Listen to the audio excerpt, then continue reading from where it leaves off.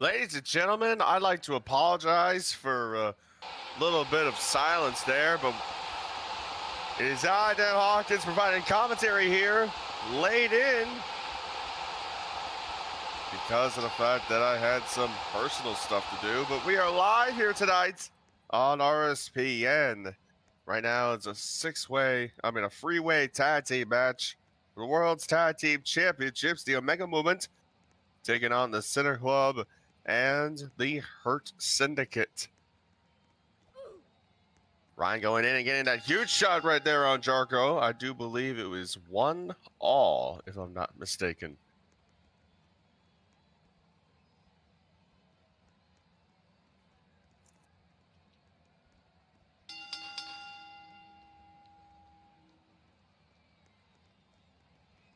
Oh, and look at this, going right up on the Ryan here, and he gets taken down by Alexander.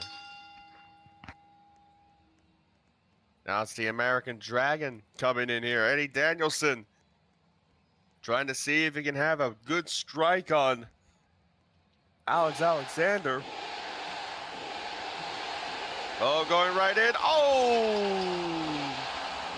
In him right there with a huge counter there. Mighty is sure not to be pleased. Did the Hurt Syndicate get that fall?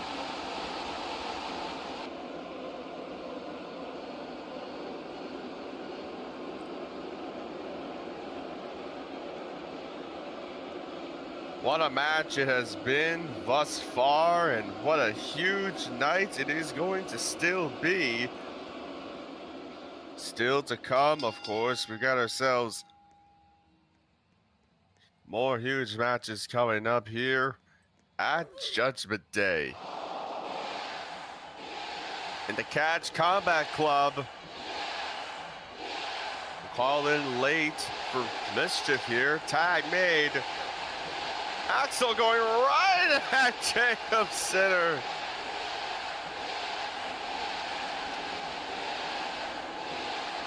Tag made. Here comes mischief.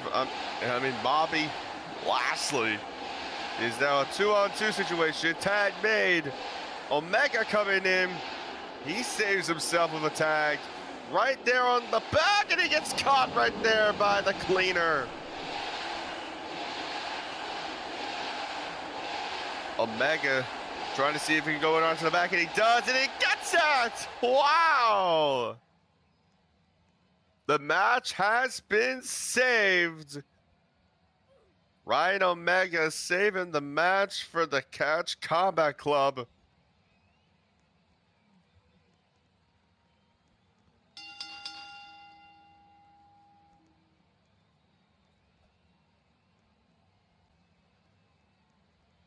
Oh, a hold declared.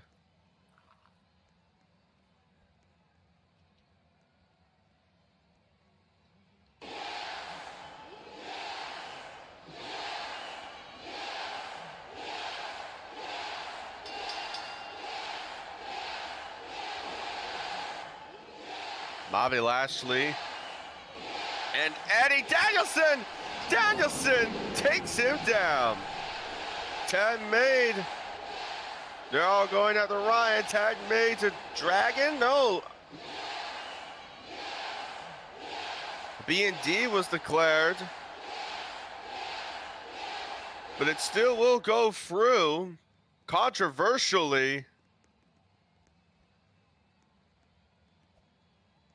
And Omega's most likely going to get down here, and he does. Despite a possible B&D. Danielson going right toward the man of the lumbar check, Alexander. Alexander takes him down. He takes down the former RWA champ. Now he's going right and out Jarko. Jarko counters right around to the right. And he makes it 2-all here in this match. It's all the marbles here. Whoever gets this fall will be the World's Tag Team Champions. And what a performance it has been, I could say, for the Storm Tag Team Champions, the Hurt Syndicate. Alex Alexander being put on standby here for Bobby Lashley to come in. Lashley looking And this just ain't a prediction. It's a It's a spoiler. spoiler. The I Kids wonder where you got Combat that line Club. from. Kids Combat Club will come out on top. Well, I mean, you're down one guy now, thanks to Jacob Sinner, unfortunately. Oh, Lord. Jacob Sinner now going right to Bobby Lashley, and Sinner takes him down. Lashley goes down. Play it smart. You know, it's smart, Ryan. It's a 2-on-1 here. Tag man, here comes Jarko. He goes right on Omega. He wants to have new World Tag Champs. If Ryan goes down here, we'll have new World Tag Team Champions. Don't count them out. Don't count them out. Oh, tag! Oh, that was late. That was a late kill. Jarko gets back down. Everyone will be healed.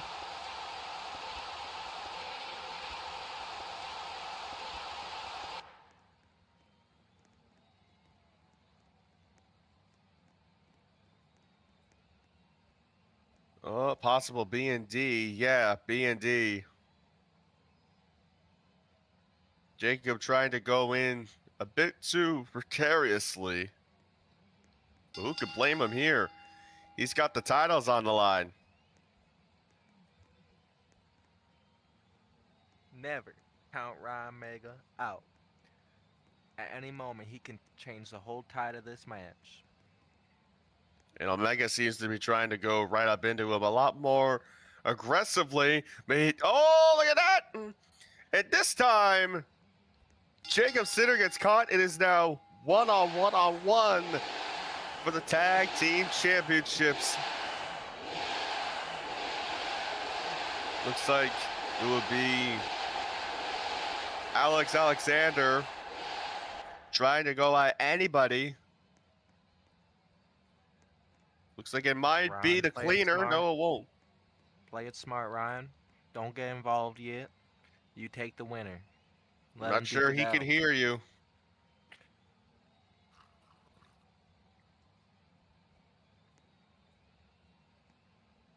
I am not too sure that he can hear you. But think of yourself like a Mr. Miyagi.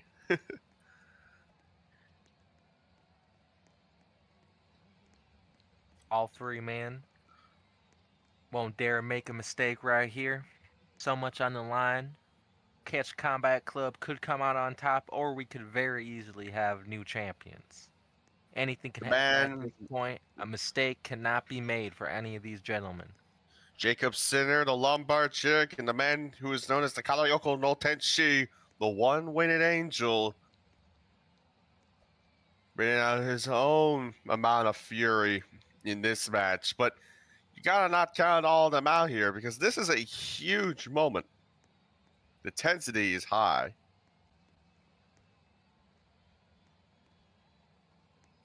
Oh, they're gonna go to a Wheel of Doom.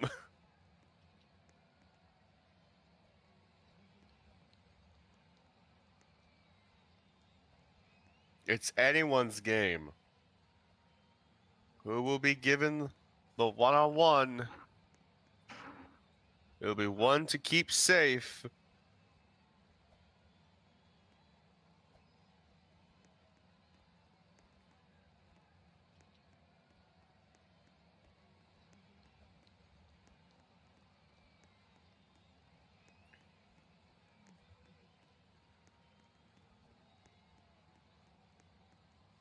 Oh, Ryan is safe. There we go. No, or maybe not.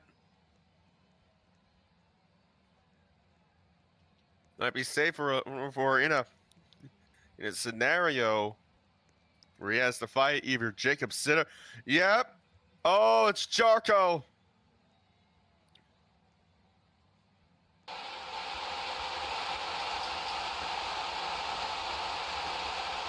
Oh, he's going in.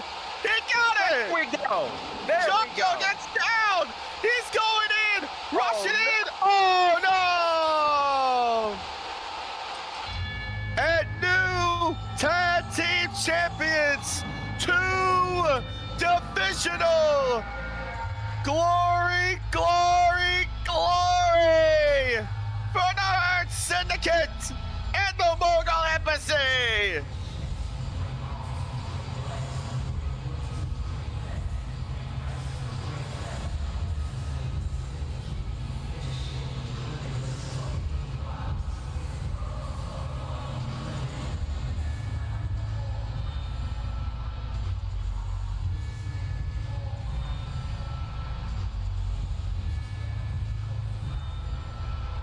The Mogul Embassy have got themselves 2 new tag team champions for the first time ever. The first time ever. A Storm tag team will reign as both Storm tag team champions and the best goddamn tag team in the entire world. Axel Alexander, Bobby Lashley. The Almighty has spoken, and He has given the Tag Team Championships to the Hurt Syndicate in the name of the Mogul Embassy. Alon Strickland, Prince Stamma, and Reblachin joining in on the celebrations. They're gonna crack all the champagne for tonight. Well, coming up next, we have ourselves one of the more anticipated women's matches of the night. The Women's Junior Lightweight Championship will be on the line as Jazzy Vice, the Miami Heat, Princess of Miami, whatever you'd like to call her. She goes one-on-one against the Vision, Mia Bourne. Let's take it to Marley for our introductions.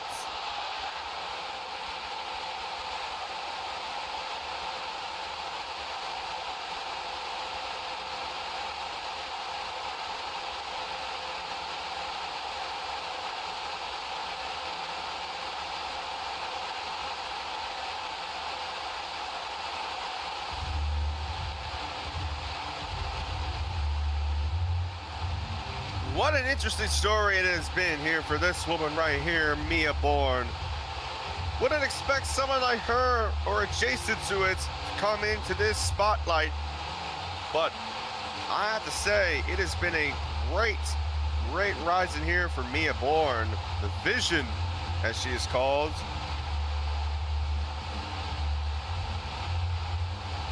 A Southern girl with a huge fist to the face.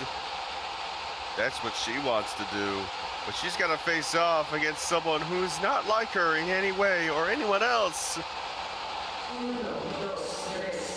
Because she knows how to kick.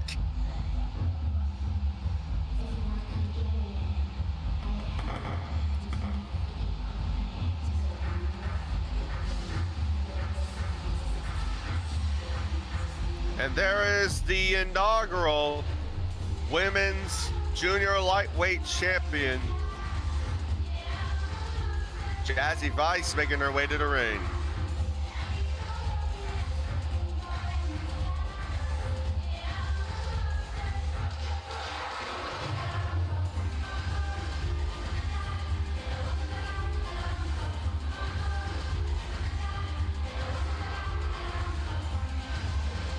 What a moment it was for Jazzy Vice winning that championship, winning the inaugural Women's Junior Lightweight Championship. Even with a confusing name like that, you've got to at least acknowledge the fact that it was a huge moment for someone like her. And I can't lie, what a what a rise that Jazzy Vice has had over the past 365 plus. And here we go. First of 4 falls here tonight. Jazzy Vice in the all red with monochrome tint. Mia Bourne in the all black with white tint.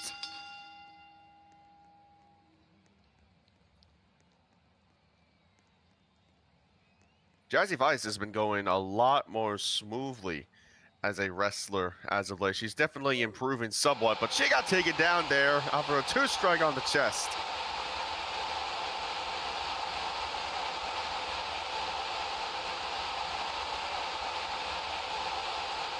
But I want to say this about Jazzy Vice here. Jazzy Vice has been improving a lot as of late. She realized her own faults, and she has trained them off extensively to the point where it's almost on Jay Darian levels of complete dedication. But you could get misstepped like that, even though it's now 1-1. You can see that Jazzy Vice letting her back a little bit. Jazzy needs to realize that she needs to stay in right onto her. She can't go out of distance when it comes down to her opponent. Jazzy going in here, and Mia trying to counter up there, and she got caught right then and there. 2-1 here for Jazzy Vice.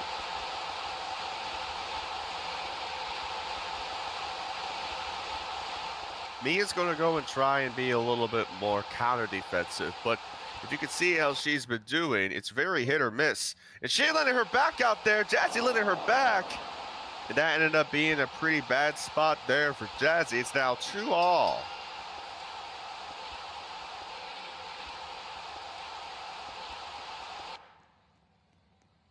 Division going in, and she might not have any right there. Match point there for Jazzy.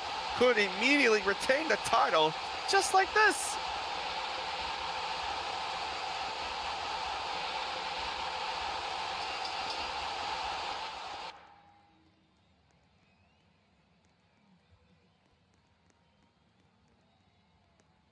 And Jazzy Vice hesitant here. Same with Mia. Mia's going to try and go over to the left there, but may not end up being a good decision. Going right through, going to the back, and oh, what a counter! What a counter by Mia. Oh, she says to push to 5, and it will be granted. So it's now first to 5 falls for the Women's Junior Lightweight Championship of the World. To 5, no more. Gotta get the show running. Jazzy trying to go to the right there, going in onto the back, but oh, that looked a little bit awkward there, but she got it nonetheless. Match point here. Once again for Jazzy.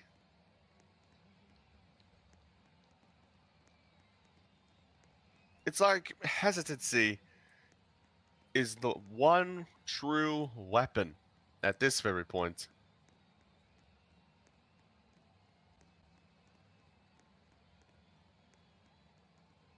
And Jazzy, oh, trying to go right over to the right side there. She caught her! And it is over! Jazzy Vice, what a win, retaining the title with a rockin'. The queen of the 305 retains the Women's Junior Lightweight Championship. An impressive match and an impressive win for the Miami Princess. But we've got more to come here tonight on Judgment Day. And coming up next, one of my very own broadcast partners, Alberto Del Rio, is going to be participating in this one, and what a huge one it is. The Junior Heavyweight Championship is on the line here tonight at Judgment Day in a fatal 4-way. Yusuf Logic defends the championship against his own brother, Tommy Logic. as well as Sevenfold's Andrew McGrady and the aristocrat Alberto Del Rio. Let's head to AGG.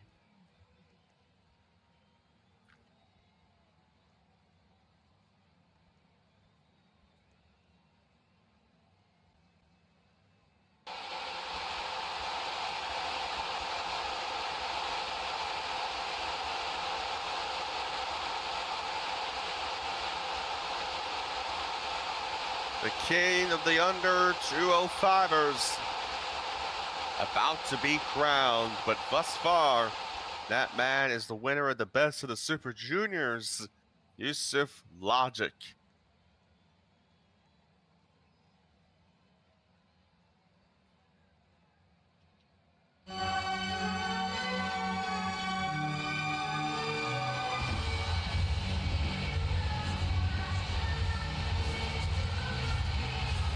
And a role play and clean veteran making his way to the ring in the classic garb. Where's Peeps at?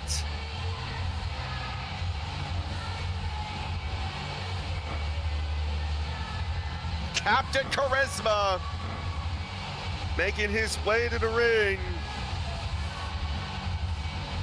Andrew McGrady's had a huge resurgence in the world of pro wrestling over the past, well, under a year training under Justice League.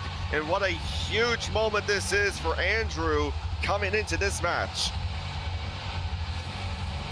Andrew McGrady, I've known this man for almost 10 years at this very point. If there's anything that he can't do, I wouldn't know. Because what a huge, huge star AMG has been in this community for over a decade.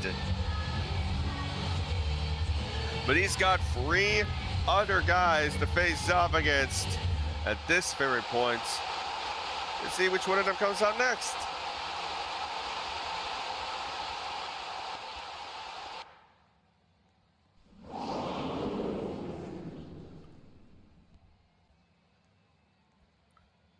Uh-oh.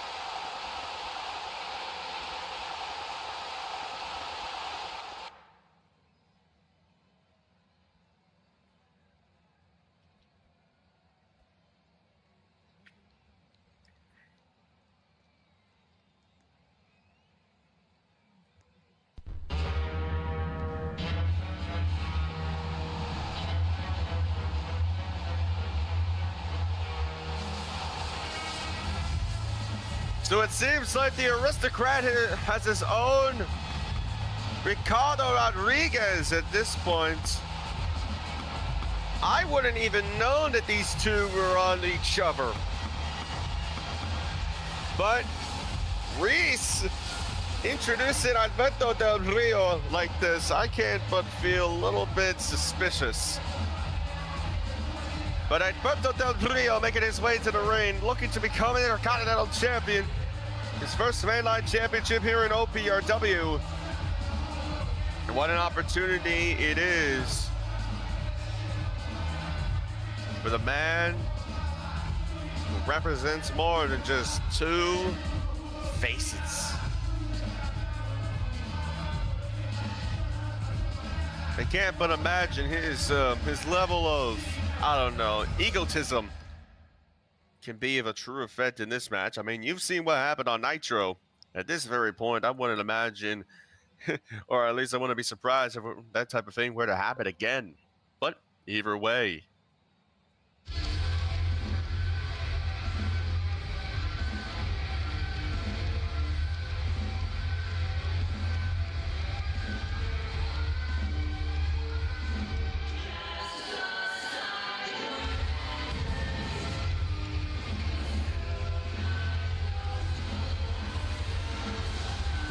Making his return not that long ago is the Forsaken Seer, formerly the king of all of OPRW and the monarch of Great Britain. Kami Logic making his way over into the ring, the former worldwide champion and a former multi-time world champion throughout the entirety of pro wrestling, and he's about to face a brother that he can go ahead and say, you don't get seen as a brother anymore.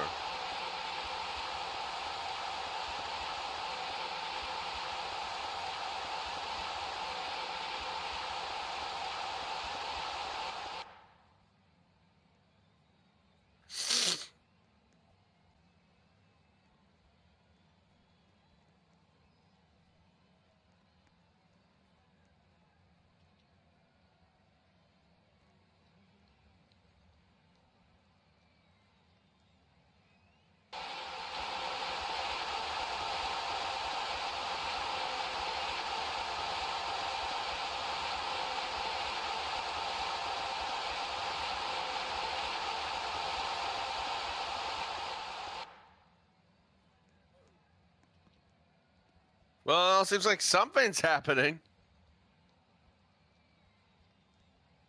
Is it Fernando? Can we be seeing the return of Fernando? 24K? You've got to be kidding me.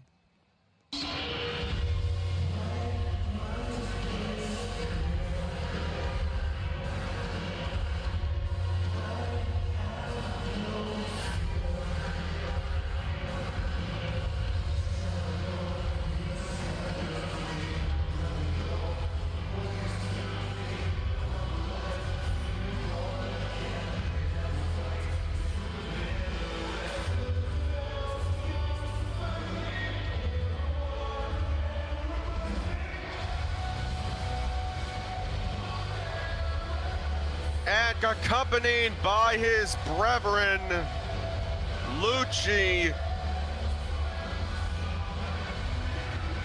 the world's junior heavyweight champion, making his way to the ring. The man, oh wow. You can see him wearing his gear that says Yusuf Callan. What? That is the ultimate disrespect from the Silver Bullet.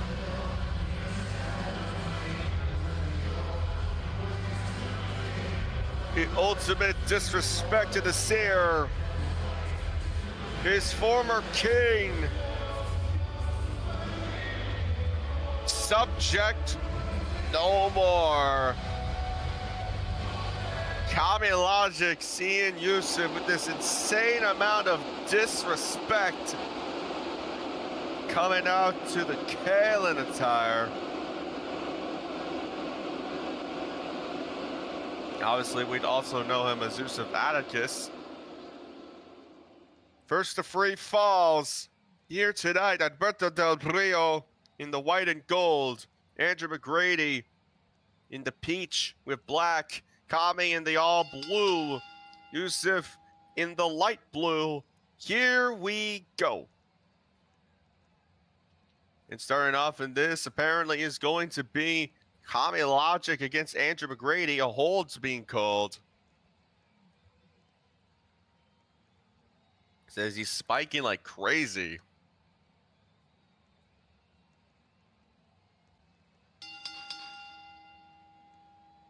And now look at that, it's going to be replaced here by Alberto Del Rio here.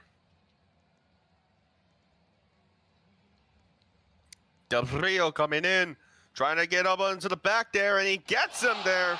Andrew might want to call that a bit of a crutch because of the fact that he had been spiking, and still kind of does look like he is in a way. Oh, Alberto definitely got caught there. Andrew could have had a way better timing on that one, but he gets caught over there, that time in a tie. Will it be both out? No, it won't be both out. It will be a tie here, and what a way to do it.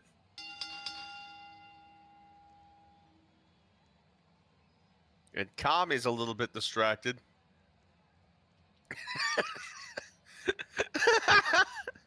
He's a little bit distracted.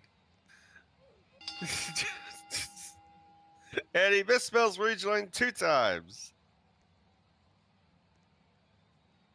Now Andrew McGrady and Alberto Del Rio coming to blows. And Del Rio gets that one. Del Rio getting that huge shot right there on AMG. And Captain Charisma has lowered his flag for now. Kami going in right after the rejoin, but he gets dropped. Yusuf going in. Oh, hitting that huge strut there, and that's quick work. That's sand dusting for Yusuf Logic at this point.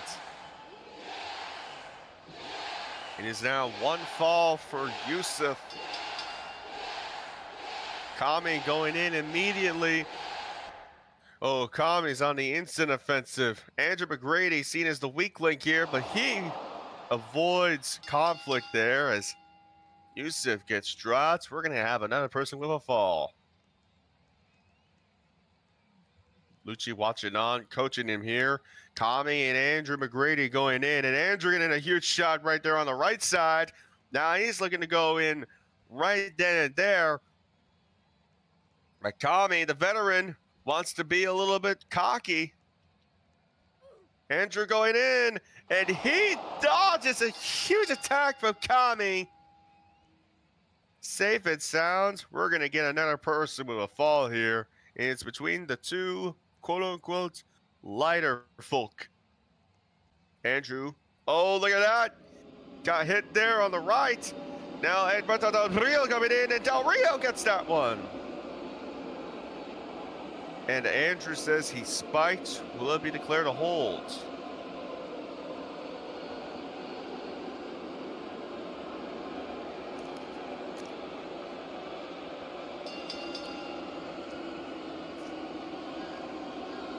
And Yusuf immediately takes down Alberto Del Rio here.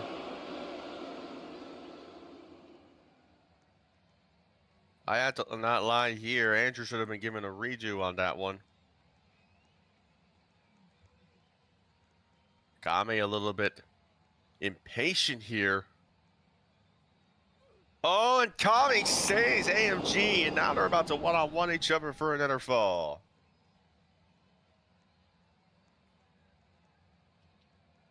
Kami chomping at the bit right now for this next fall. AMG playing on the offense while holding his ground.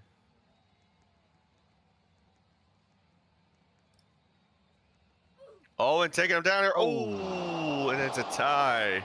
Both of them equal here. Oh, and apparently everyone on my end has limbs. Again. Uh-oh. Uh-oh. Uh-oh. Does Kami have limbs? Looks like he probably doesn't, but he's keen to see what he could do. Oh, here we go.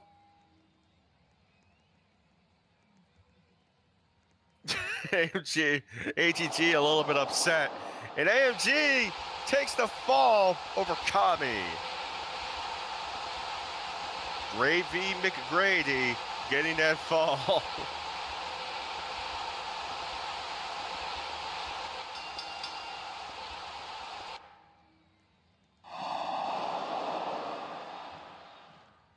Oh, and Yusuf going in, and he takes down Alberto. Andrew. Big hits by Yusuf.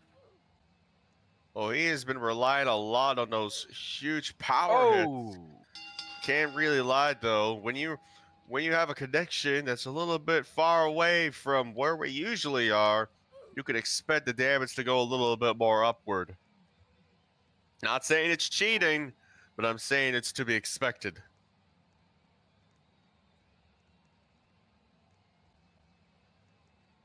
Did the game just crash for you, or is that just for me? It is. It's not crashing. Everyone's just on limbs, except for Yusuf. They're biased. Oh, I can't. Nobody's moving on my screen. And now Yusuf going in on Del Rio. But Kami and AMG are looking to say a big FU. Do any chance to take down the Mexican aristocrat? Oh, but Andrew! Jeez. Oh, and Kami takes him down. And Kami once again, Del Rio finally gets another one. Huge counter right there on Kami. He went in onto the right, and Andrew just said, I'm going to move right up onto your back and do it without a problem.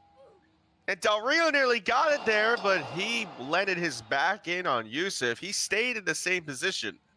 If you can see here, he stayed on that frontal position, and, well, that ended up being a pretty big moment. And Yusuf gets taken down. Could Kami finally get that fall he's needed? Nope.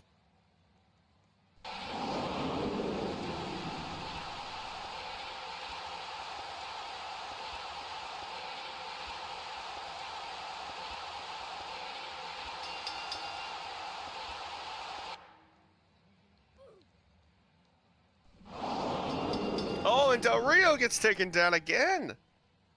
Oh, and Andrew got a spike.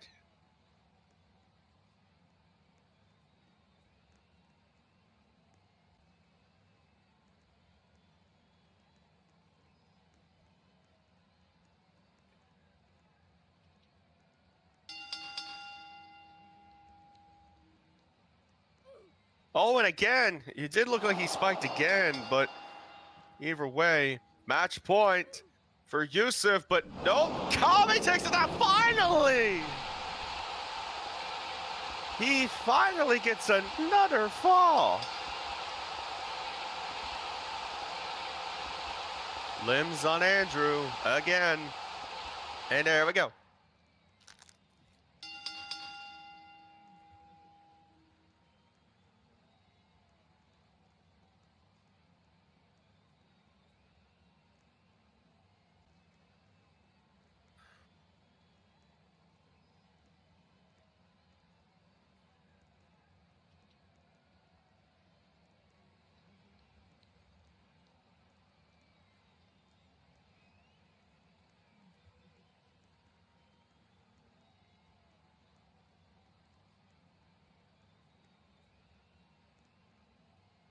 Andrew and Yusuf going at it. Yusuf's rushing in big time. And Yusuf taking him down there again, going right up onto the back. Yusuf, once again, oh, being caught by Del Rio in a tie. Aiden and Kami need to do this one thing courtesy. That is be hesitant. Be reliant on hesitancy. You can't just simply go right up on the Yusuf right then and there and crash right onto him, expecting it to be a big shot, because if you do, Yusuf will obviously follow you then and there. Now it's Kami's turn to save! Oh, this could be huge. This could be huge!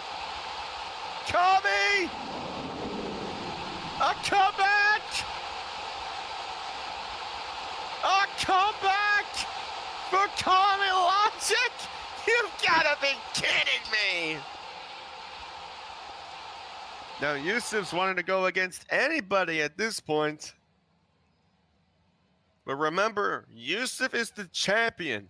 If they want to be the champion more, they'd best off team on Yusuf. But remember this, Yusuf and Kami are from different time zones, so their damage is more reliant on that interconnectivity between them and the UK.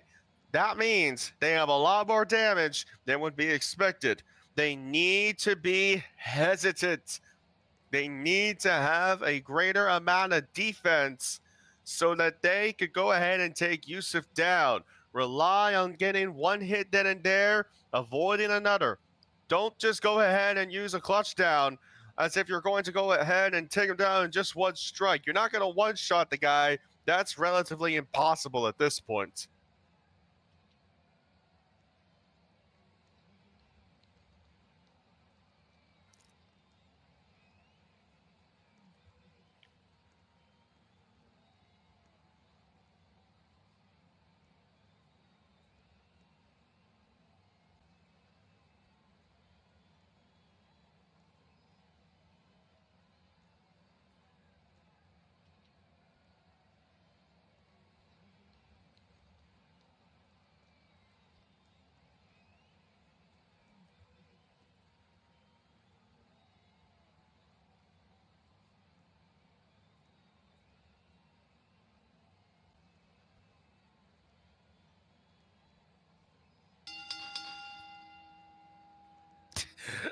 Whatever the hell is going on in chat?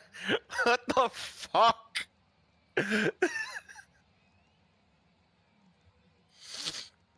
Jesus.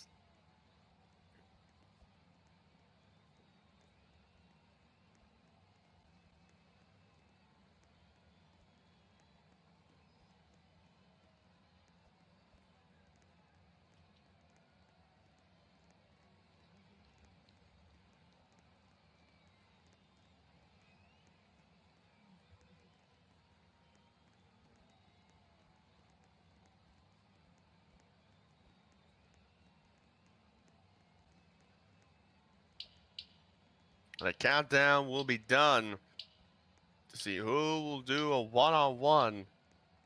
Aiden doesn't want it. Oh no, it's gonna be rain only.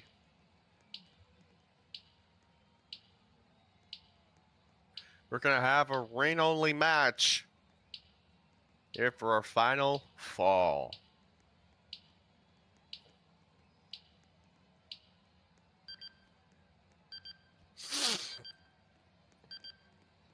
It's rain only. Who's going to be the junior heavyweight champion? All eyes are on Yusuf Atticus to retain. Eyes are on Kami to come back. Eyes are on Alberto Del Rio to pull out the upset. And eyes are on Andrew McGrady to proclaim this return as a masterpiece.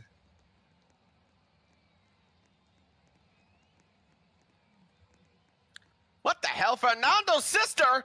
What is she doing here? Fernando's sister! The family tree! The family tree! The sister's showing up! Welcome to OPRW, ladies and gentlemen.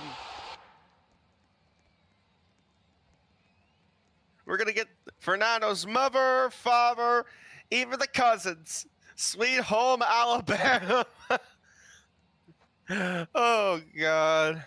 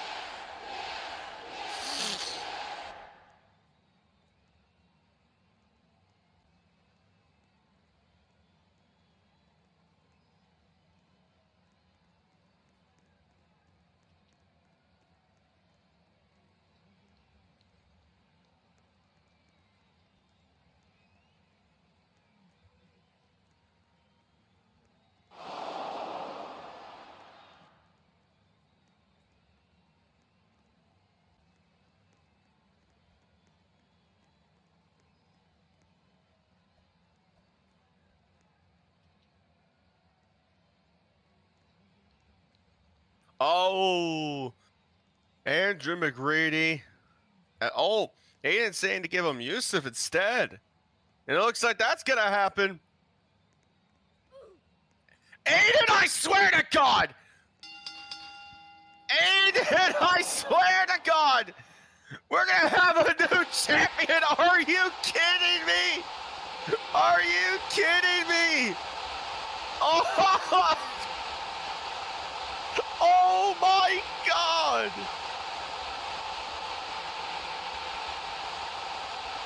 Oh my God! You've gotta be kidding me! Andrew McGrady on coming here. He's got him down. That's no way.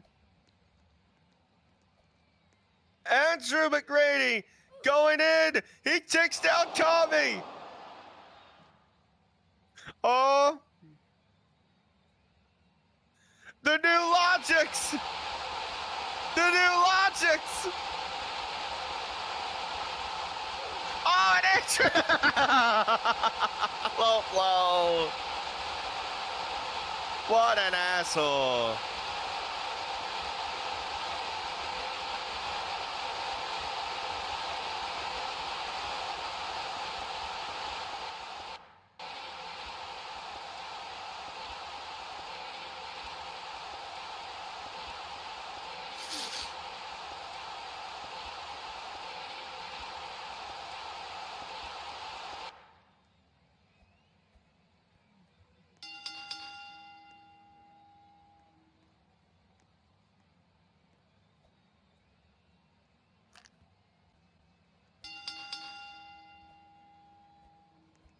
Between these two, who's gonna be junior champion? McGrady!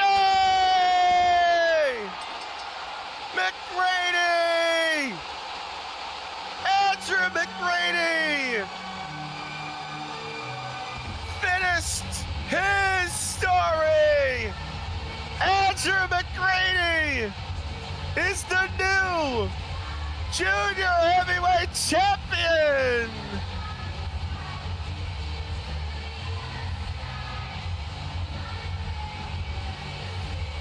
Oh, damn you! Oh my God!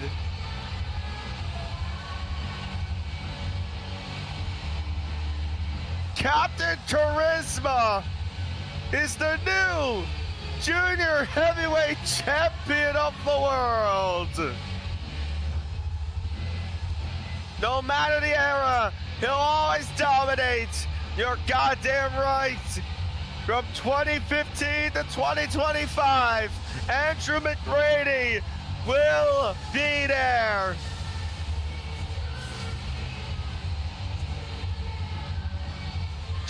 And to everyone who doubted him before, know this, you ain't seen nothing yet.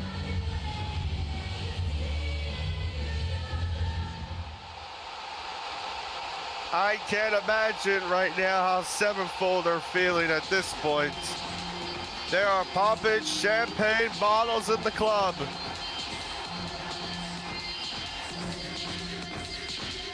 And coming up next, we have ourselves a huge matchup coming up. A women's matchup, if I'm not mistaken.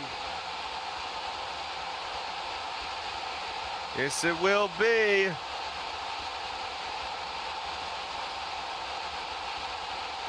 It will be the Women's International Championship on the line. Queen Liana Vega goes against the EST of OPRW, Bianca Belair.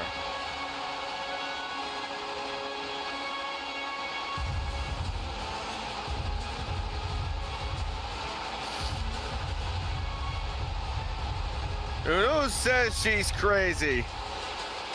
Liana Vega making her way to the ring. No scepter per se, no crowd, but she's still the queen in everyone's eyes. Josmela is on the right there. And what a opportunity this is for Liana Vega to beat the longest reigning women's champion in OPRW history, that being the Women's International Champion. When your taste in managers are so bad, they won't go away quietly. But these two will slash your tires, kill your dogs, and tell you that the music you don't listen to ain't real. And if you want them to respect you, you gotta show Liera and Tazmela that you're serious.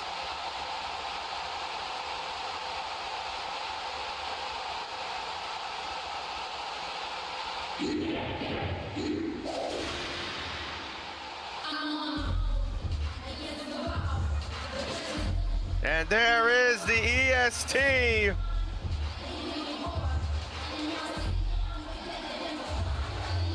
Accompanied by Ash Cargill. Coming out with that shirt that says via cash-in.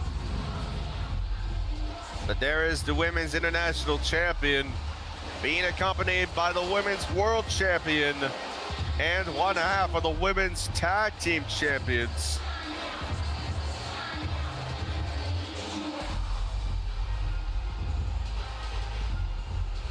Beautiful all pink attire here.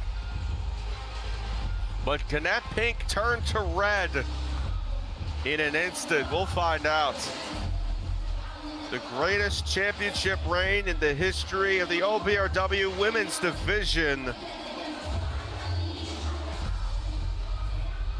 Everything's on the line in all of her matches. We just have to wait and see how this one ends up being. And Gisela crashing the shot.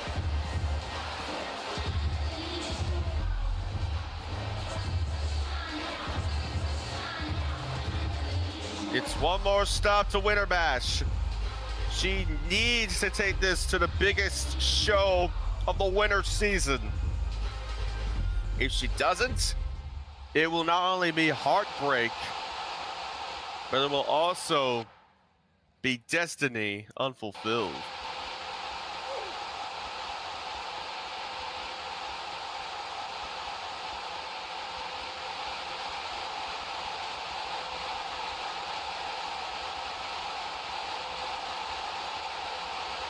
Belair in the all pink.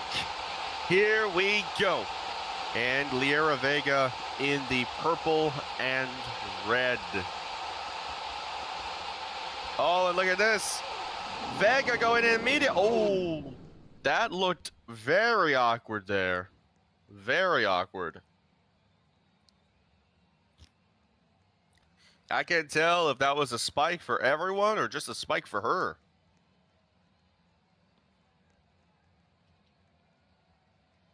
But either way, it will be reviewed. Ash, of course, proclaiming bias. The spike remains. It will be 0-0. Bianca going in immediately, right up onto her. Liera going in right onto the... Oh! She went right to the feet there. Really good strategy. Catching her where she expected not to be. She needs to catch her in those moments. Oh, huge rush. There from Liera Vega takes Bianca down. It is now 1-0 in this matchup.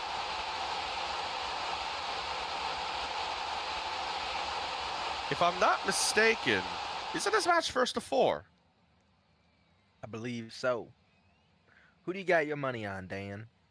I don't think I want to say that. I got my money on the EST. You do not need to do the catchphrases. You're a commentator. You do. I do it because I enjoy it. What? Oh. It's catchy. It's catchy, and I always appreciate a good. And you might jinx her right there. You might jinx her. No. 2-0. There for the queen. Oh, and Belair taking her down to the outside now. Was she trying to force trip? Oh. And what what did I say? The ESP is going to walk away with this match. And she is just... Nope. There was a spike there on, I think, both of them there. A visible spike, per se.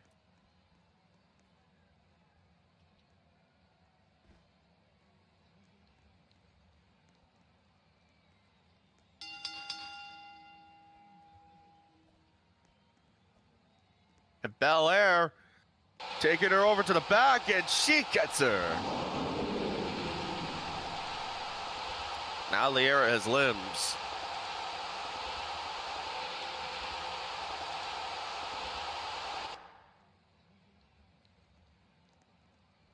And now it's the opposite effect. Oh, now a hold being granted. Granted and accepted. Both of them are good now.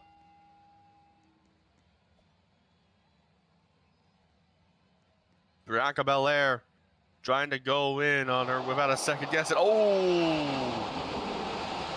Liera rushed her at that time, and I can only just say that was all Liera what happened there. That was all Liera. You don't just immediately rush up in and just expect yourself to not die. She needs to be picky. And Vega takes her down! Some reach. Match points for both of them. This is huge. It's a huge final fall. A historic championship reign is up for grabs. Will Liera Vega pull out the upset of the century? Beating Bianca Belair in this dominant reign. She needs to stay hesitant. She can't be too aggressive. Oh, there's a spike on Liera, but then they're going to reset here. There's more spikes on Liera here than she has pigtails. Oh! She's going in! Oh, could be a spike on both of them, but they're going to let it through. Liera needs to have patience here. Kenzie needs to have patience.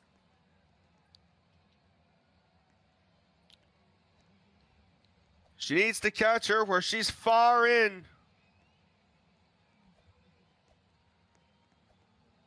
Oh, and that patience is going to run out. Now it's Liera here. She calls for fair, but it's not going to be given because it is over.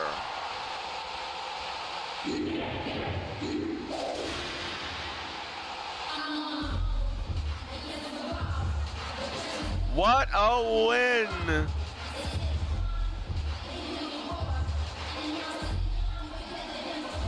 What a win for the EST, retaining the title. She's going to win her match as champion. But what a performance by the queen, Liera Vega. My goodness. She's got a spot, and she's ready to go with it. Winner bash, here she comes.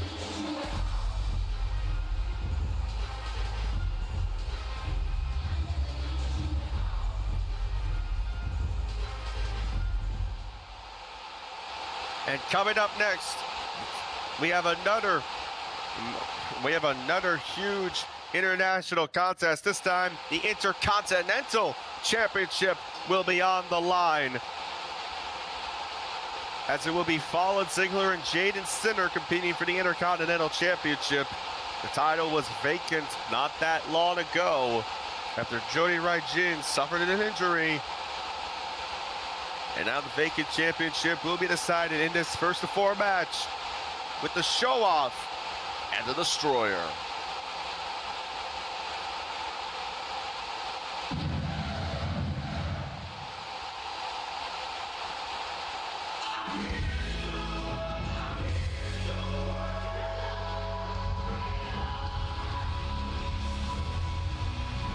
He talked to me earlier today, followed Ziggler, and he said, and I quote, "This is an opportunity that I cannot waste for any moment."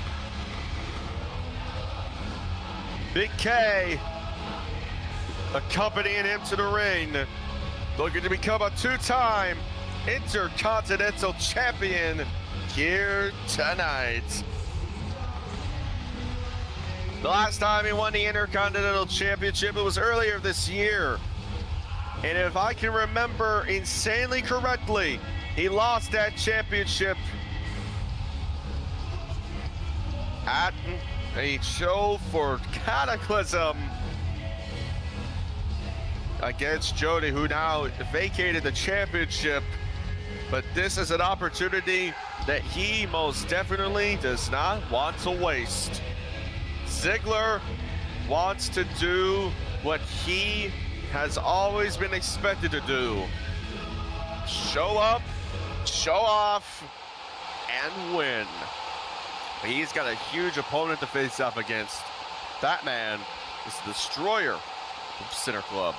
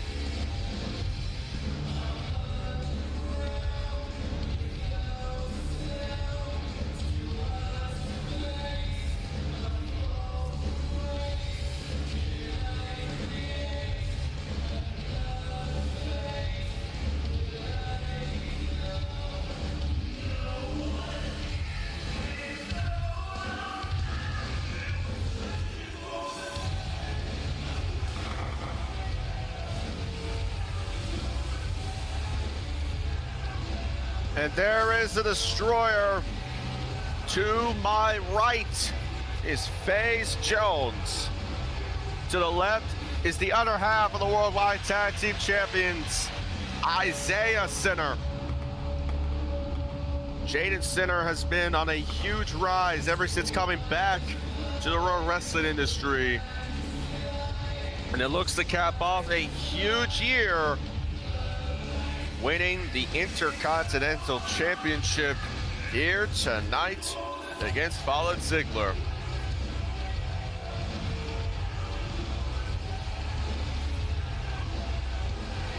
The Destroyer looks to gain his first main roster singles championship in OPRW. And he's got a huge chip on his shoulder thanks to his boys in the Center Club.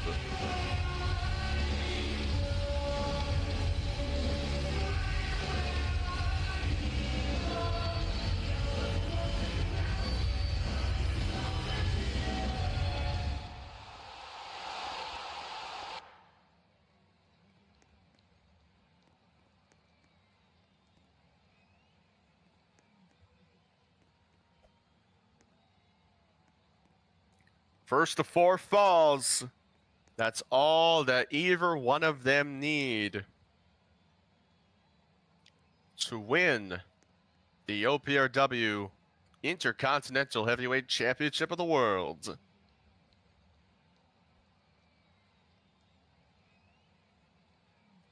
Jaden Sinner in his classic black with blue. Ziggler in the shirt. Here we go. Jaden Sinner going right up and in. He's trying to go right up then and there in a clinch, and he gets that 2 times, and he gets him. Oh, and it just as soon as his mouse died. Oh, no. Oh, no.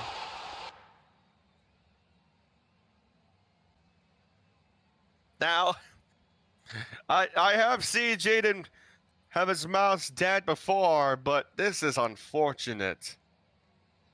Just need to get those batteries.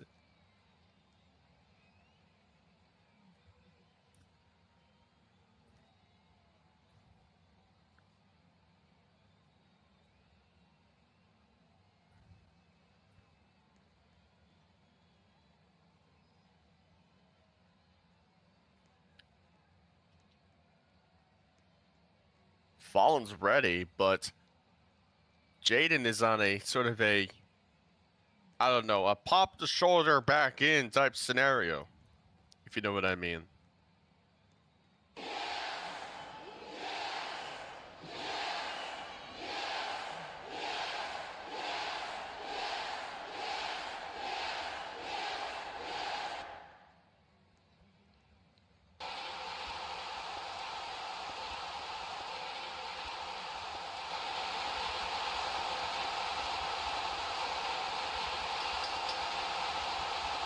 And here we go now.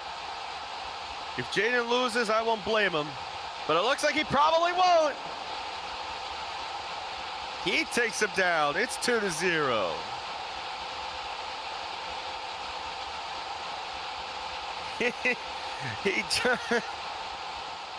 He's doing cardio while in a Raw Wrestling match. A first, ladies and gentlemen. Jaden going in right there on the front. Oh, this could be over insanely quickly.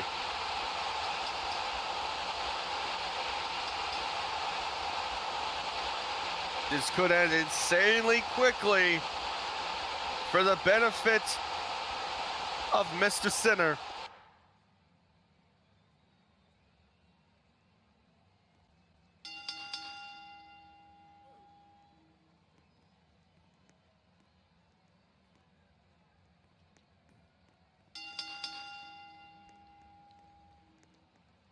It's match point for Jaden. He needs to pressure him on because that's what he's been doing. Even on defense, he still needs to rely on pressure. And he got it! Did he not? He did! Dead mouse it all! Jaden Sinner is your new Intercontinental Champion!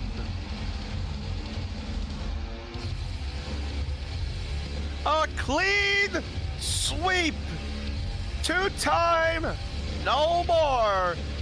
Fallen Ziggler has lost the Intercontinental Championship of the world again from his fingertips. But Jaden Sinner is the man of the hour. For Sinner Club, he is the new Intercontinental Champion. He joins the rest of the Sinner Club in holding a singles championship here in OPRW. And you could call him Jaden Two Belts.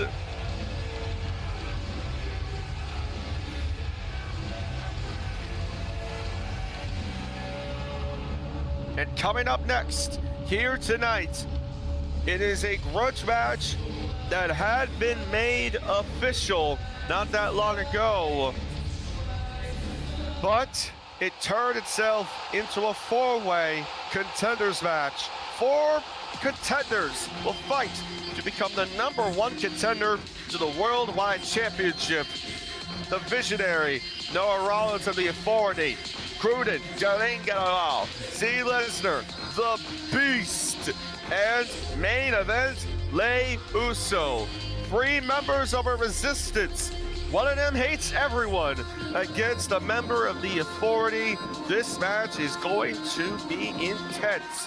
First of 3 for the #1 contendership to the Worldwide Championship.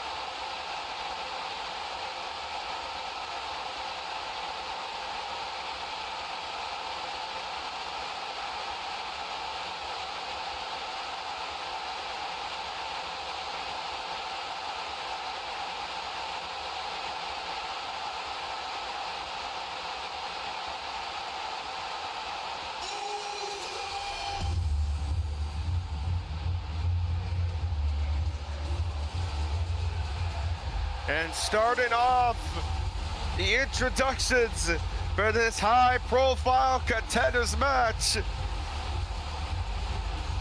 I can't dap him up, but he'll sure as shit dap all of us up.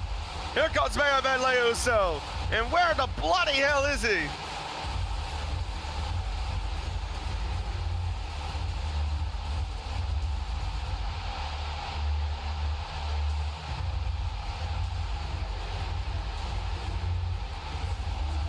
Once again, I ask this. Where the hell is he? I don't see him at all.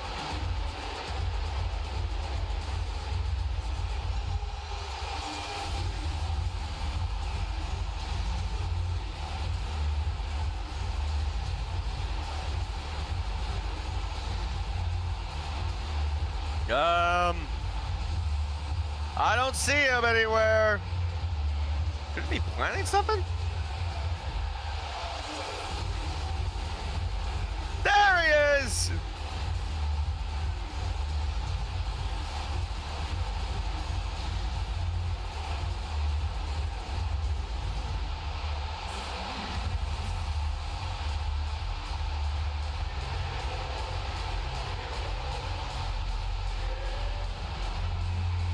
Main event Lay Uso making his way in for the crowd. He ain't doing too much. He is all game here tonight.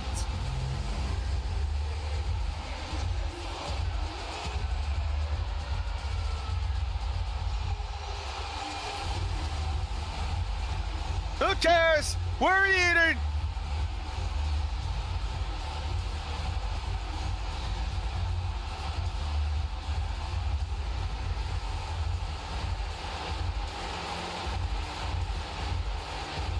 Lay Uso looking to become worldwide champion for the first time in his career if he win this contenders match.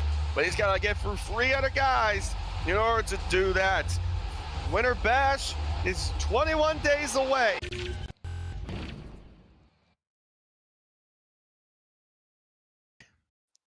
He's gonna do it again! Here we go!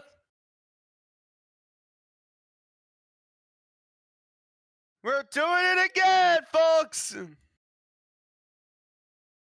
And main event Lay Uso, the best goddamn around! 3 letters, WWC. But only one word matters. Yeet!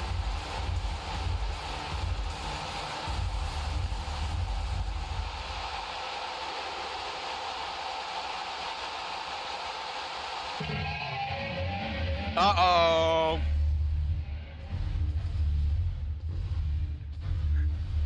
I hate to say this, but you gotta prepare for the beast.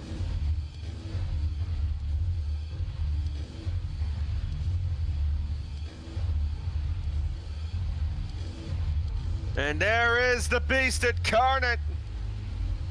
Lal Heyman, not by his side, due to some difficulties, per se, getting into the arena, but not about him. Let's talk about the beast. Ever since coming back not that long ago, Lesnar has had a hot streak of just wreaking incredible amount of havoc throughout the entirety of OPRW. But right now, he is looking to gain a championship that he says, once again, could be his. The dominant figure of our species, the prime alpha, the beast. No doubt in my mind that he's back to break some more.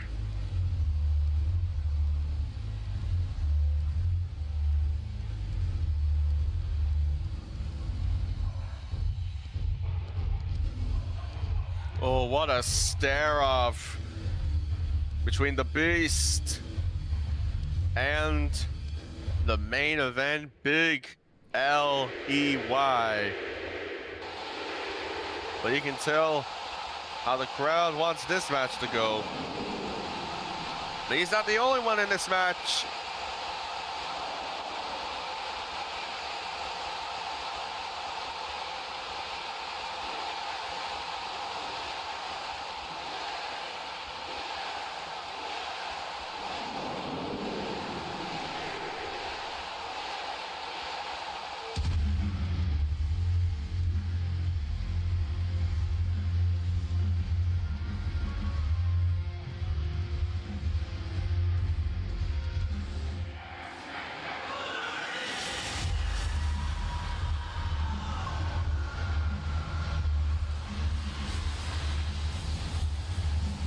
And accompanied by those two power-hungry goons in the Authority.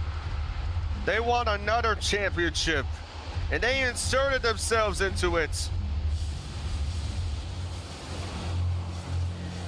Noah Rollins, this dastardly snake of a human being, accompanied by the OPRW champion, the Viper, Justina Orton, and the CCO of all of OPRW, the Game. It's safe to say that if he isn't bought, he most definitely will sell out.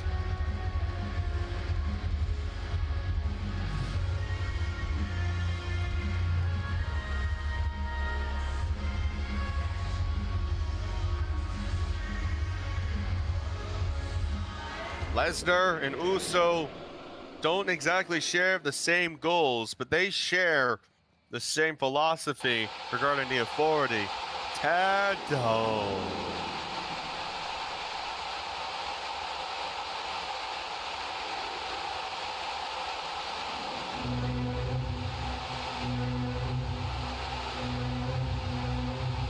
And here comes the ring general.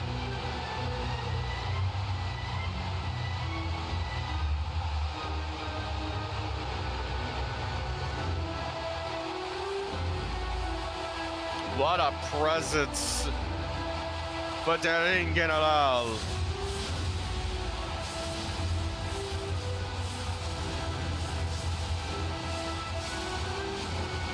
He came back not long ago looking to gain what he had lost. His adrenaline, his power, his amount of force that he has had in OPRW for the longest possible time. But the Ring General has been looking forward to this match. There is more to be done. The most dominant junior heavyweight of all time. The most dominant Austrian to ever live. Anything that he touches turns to nuclear dust. That's the power that the Ring General has. But he's going to have to do a lot more than just simply being destructive in his own right. He's going to have to do what he says is the most essential thing possible. Determine his own fate. And he has the clock. He has everything to ensure victory.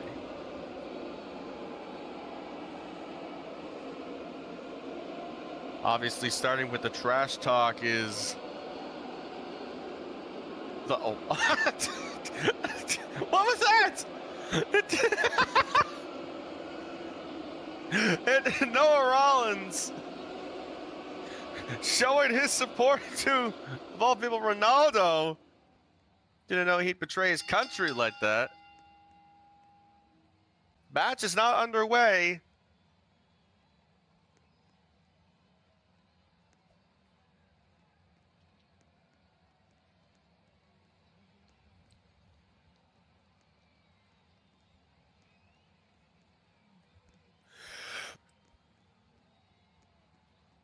Not sure if that microphone caught it. Here we go. Noah Rollins is going to start with the Beast. The Beast going right up and in, and he ties up with the Architect.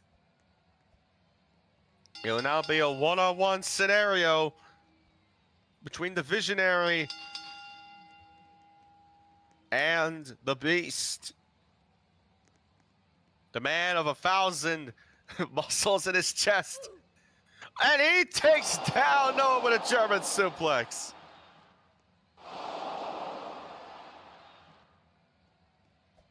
And Gruden facing off against Lei Uso. And what a way to do so, too, here in this match. Oh! And Gruden takes him down.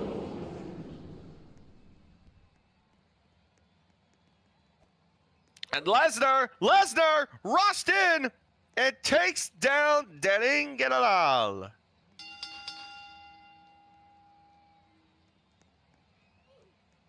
Gruden has limbs as seen in the stream.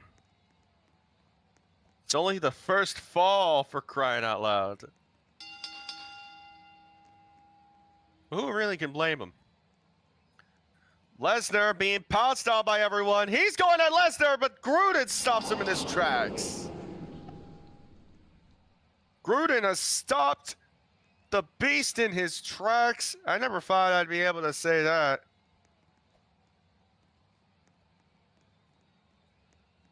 And Gruden taking a step back here. Lei Uso's going to try and go ahead and go right to the right side there. Oh! And a huge air shot, like air combat, there for main event Lei Uso, taking him upward with him. And Noah Rollins sneaks in and gets the fall. It is now one fall for Rollins and Lesnar. They will one-on-one each other to determine who will in fact be getting this fall, or at least be getting the advantage in this fall. And it's Rollins who does with a two-shot clinch. Oh, and Rollins going after Gruden. Uso has his back, and once again, it's Uso against Gruden. Gruden looking to see if he can fire right up onto the right side, but he got caught right there straight away there by Lei Uso. Uso's going to go straight in again, and he gets him! Main event, Lei Uso getting the third fall in this match. And Gruden will take a step back for this one. And for the first time in this match, if I'm not mistaken, it's Lei Uso against Noah Rollins, the Architect in main event, going right in. Uso going in, and he's rushing him straight through. Oh, look at that, he's taking an idol. But it don't even matter at this point. Uso takes him down. He's got Lesnar before Gruden. Lesnar having hesitancy here, going right to the left side there. Lesnar going in through. He's calling him a joke. Jesus. And Gruden chopping away at the tree trunk. That is the Beast. He's going right to the stairs here. Lesnar trying everything he can. He gets caught right there in a stool lift, and he goes down. 1-0 for everyone. Oh, no. Oh, the Beast is just... Oh, he is livid. He is livid at this point.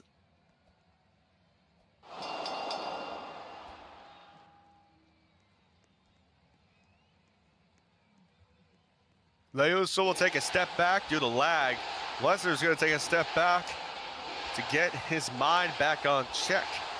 Gruden going in. Oh, it looked like a spike there from Gruden, but that didn't even matter as he gets the fall there on Rollins. Lesnar and Uso now going against each other. Uso dropped down suplex. Gruden going right in.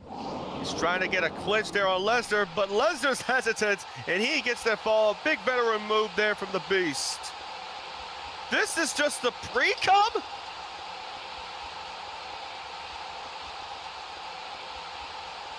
Like, come on. Lesnar on defense here in the 3-on-1 scenario. Look at this. Uso's going at him. He gets one strike. Rollins going in on the other one. Gruden's going to go into the offensive here. Gruden gets taken down. Gruden was sidestepping himself. And Lesnar gets the strike and the elimination on Deringalal. Lesnar's now got a 2-on-1 scenario against Uso and Noah Rollins. Rollins going in. Oh, wow! They don't call him the Beast for nothing. They don't call him the Beast for nothing. Lesnar going in. Oh, he got struck down there by Uso. Uso trying to get it onto the left there. Lesnar needs to counter here. He gets one of them. Now they're on equal footing. Z Lesnar is a fucking machine.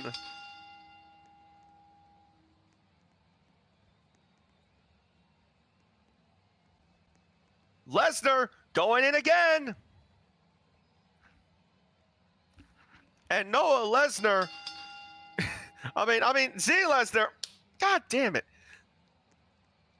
Lesnar going in again. A spike for both. A BNT for Uso. And another BNT.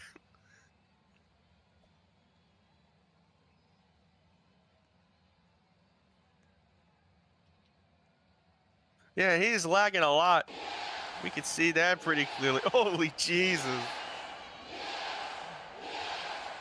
You can tell Rey Uso's router is cooked at this moment. Or if it's not cooked right now, it is certainly either on a blaze or a frost. Leroy will possibly have to rejoin here.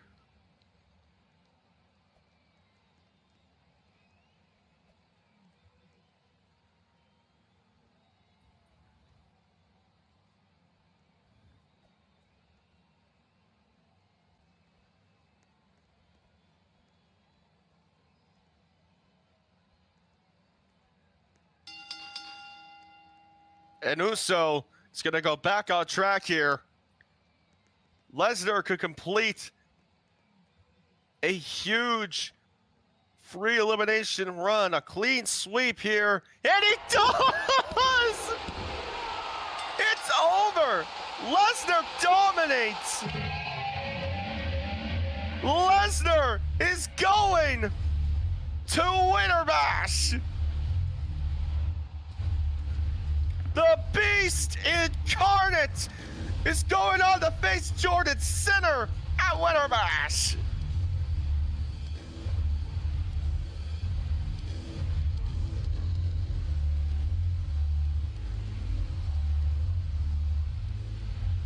Lesnar's going to Winter Bash with a statement to make.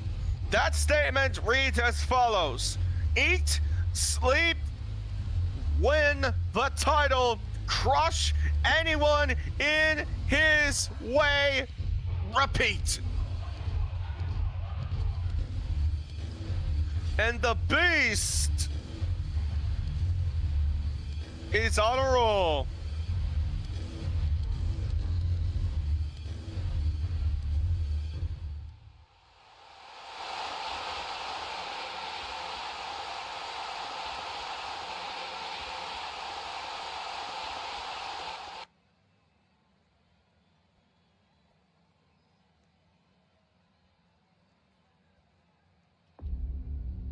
You know, I've been watching you for a long time, Morton.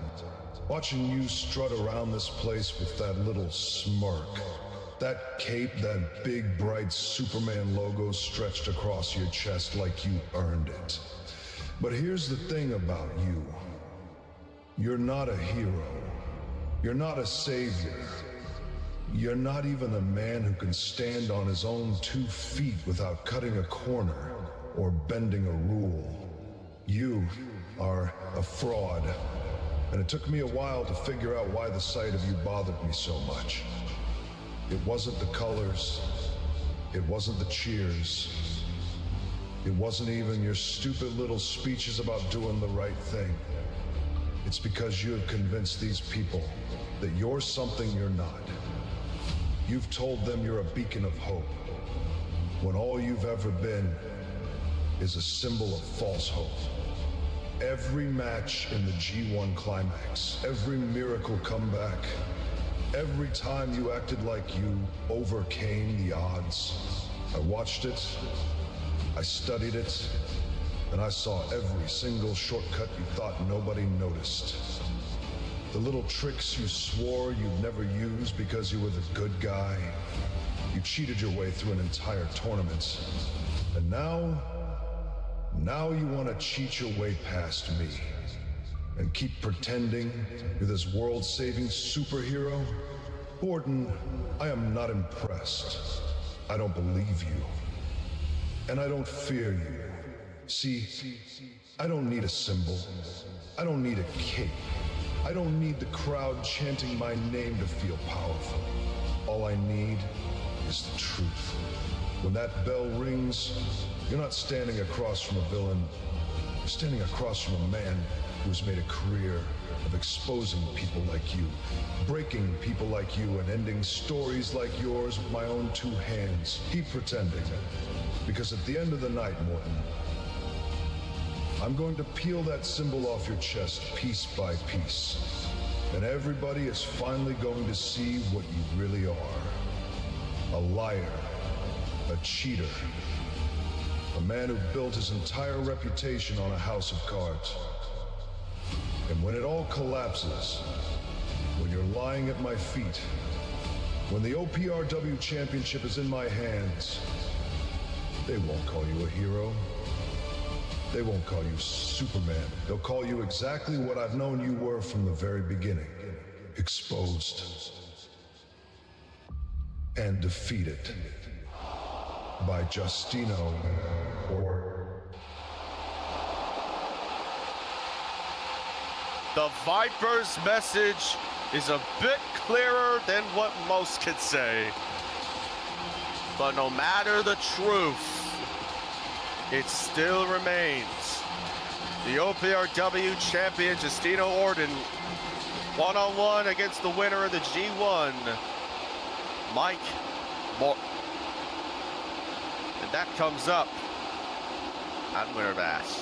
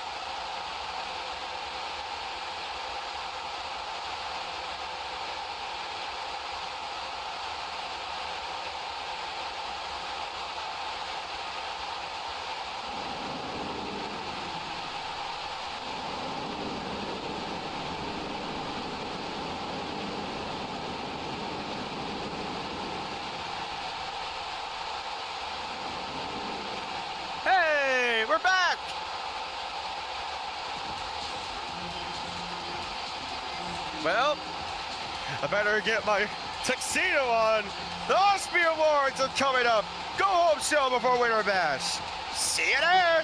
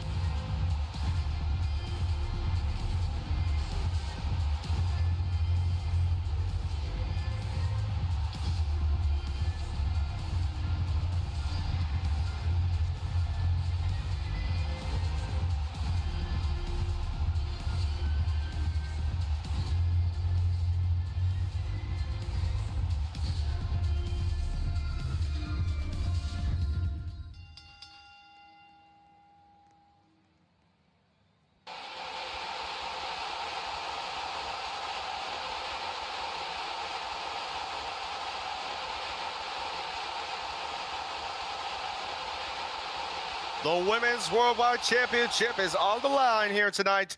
Open challenge season. And whoever accepts this challenge is going to have to proceed with caution.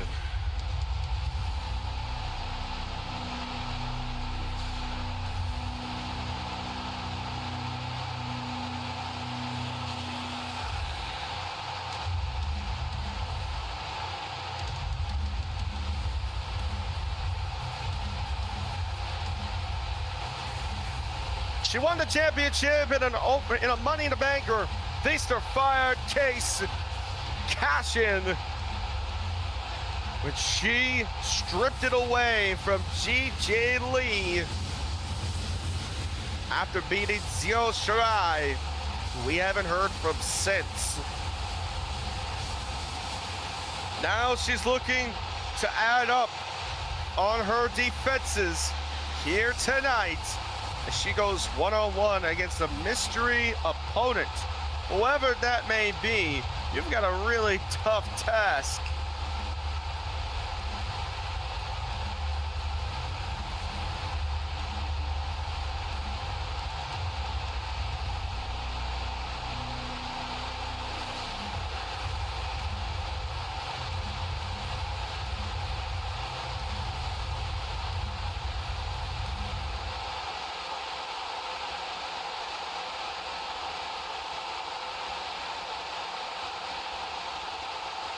Only one will be able to accept this open challenge.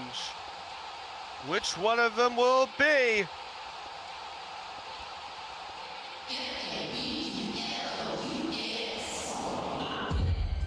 Oh! And it looks like this match is gonna get a little bit beautiful. Here comes Jasmine.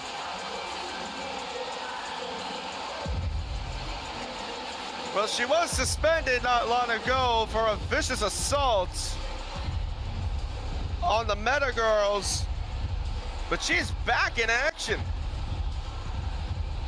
Whatever type of mess that happened to be to get her out, I don't blame them. But the most beautiful woman, quote unquote, in all of OPRW.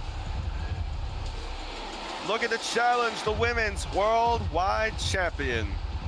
This match will be provided with no commentary. We will return to the Prison Break match.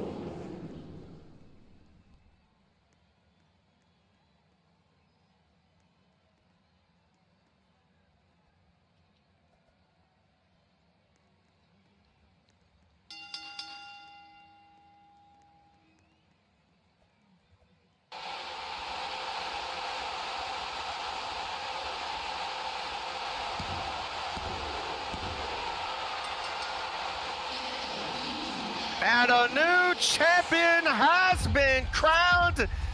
Back from suspension, a new chip. If I'm not mistaken, that's the third title change in less than a month.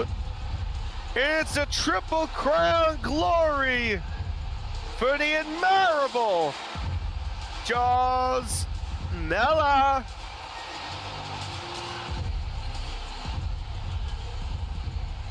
What a win! And what an upset, I'd say, per se. Given how much Pierre has been doing, we would have expected it to go a little bit longer, but no. Josmela wins the title, Triple Crown. San Khan on top of the world once again.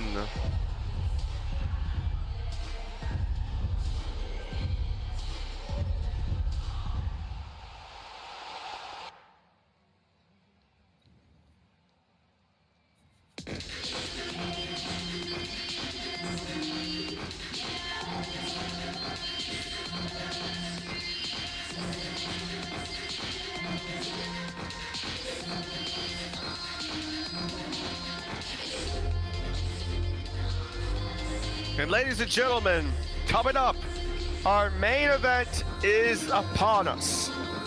It's prison break time. Both matches are to be scheduled at the same time. And what an opportunity it's going to be.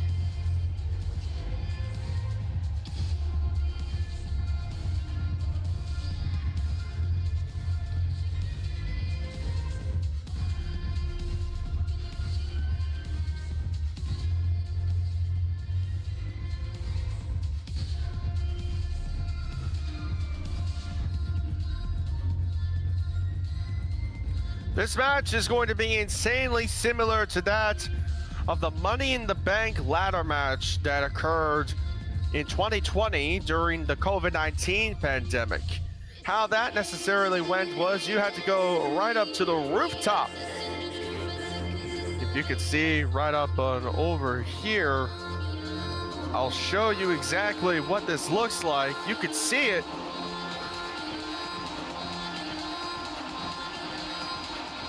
There is the rooftop that they will end themselves on. The winner of both of these matches will compete for a championship of their choosing. Here are the competitors for each of the matches as well. And here they are in no particular order. For the men, CG White, the Switchblade, the Visionary Burt Rollins, Resource Breaker, Apollo League, Elias Strickland, Eli McIntyre, and Veet Hardy. They'll compete for the World Heavyweight Championship in the Onslaught. And these are the prison break matches here. Josie Flair, Jellamina, Jane Michelle, Kylie Valentine, Cage and Trina Morgan for the women's prison break. The men's prison break, Rose Adams, Michael Maverick, Justice League, Jericho, Reborn Benjamin, Jacob Sitter.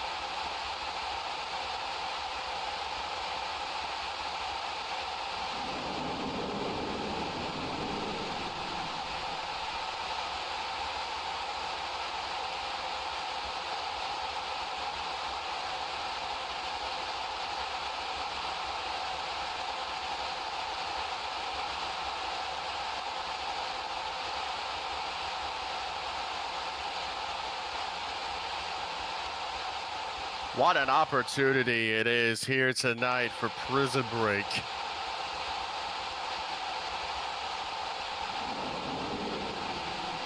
And here are the women's competitors that will be introduced. First of all, Cage, the anti-diva. There she is in that cell pod. The Norwich, England anti-diva.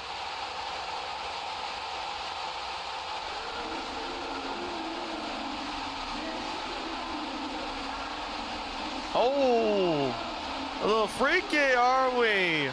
Dressing up as Catwoman is Cataclysm's own Storm Women's Champion, Jade Michelle.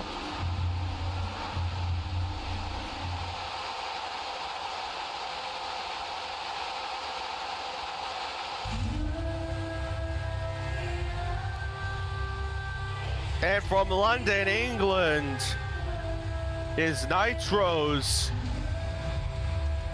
Kylie Valentine.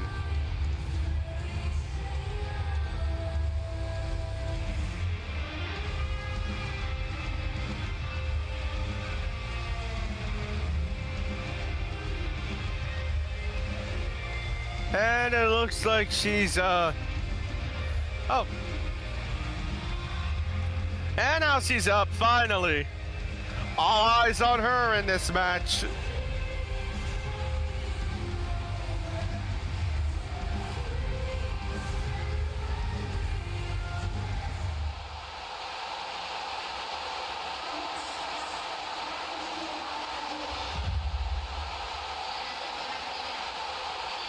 Oh, hell yeah. And the City Cinderella.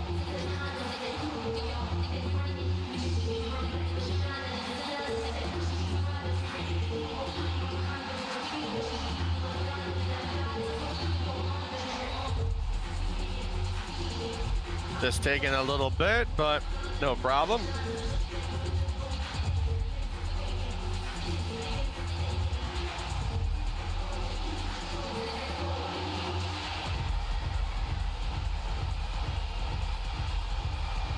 And there is the City Cinderella, the woman with an alter ego.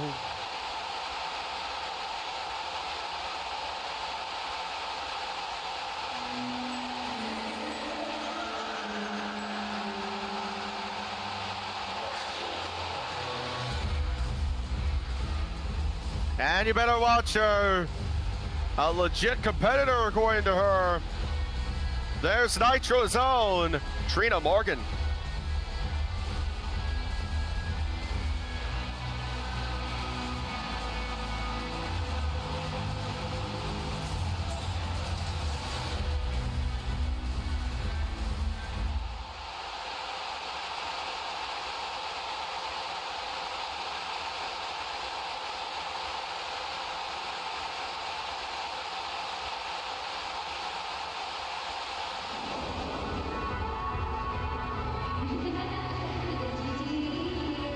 Oh, it's GJ Lee here. What? She wasn't even in one of them? What the hell? Girl, come on. She's not committing to the gimmick. She's gotta commit.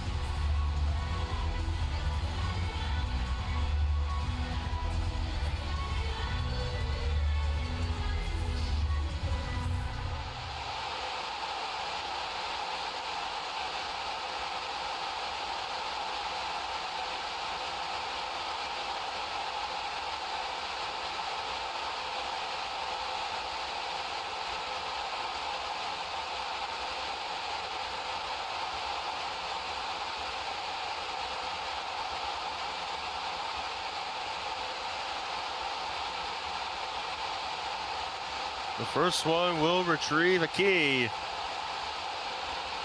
They will have themselves the Money in the Bank. The TD's in this one.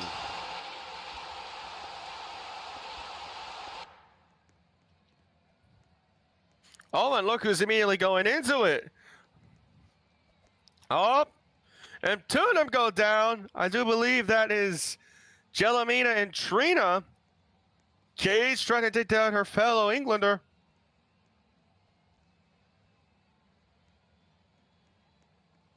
And down she goes again is Jellamina. GJ Lee and Jade are going to take their time.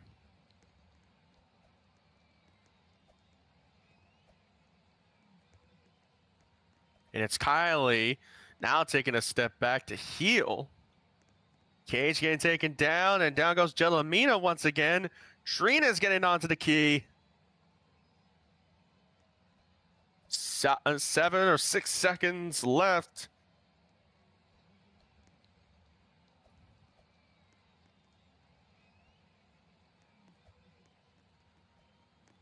Oh, and look at this! Jade immediately getting thrown down.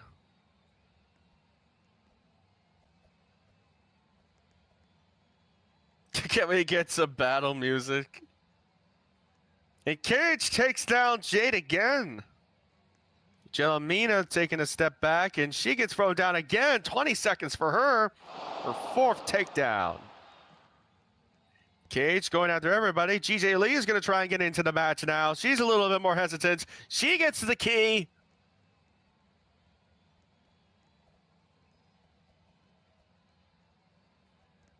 Trina goes down. Jade Michelle taking a bit of a step back. She's just very defensive up and over here. Very hesitant to get to that crucial key.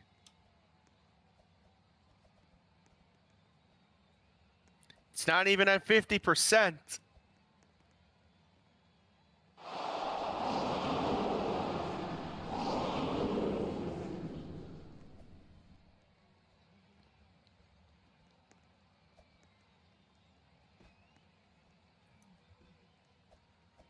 Cage taking a step back this time. Trina's running in.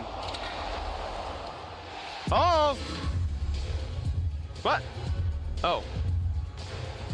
Trina trying to go over to the key now, and GJ Lee gets like another step back. Jellamina's down indefinitely, if I could see.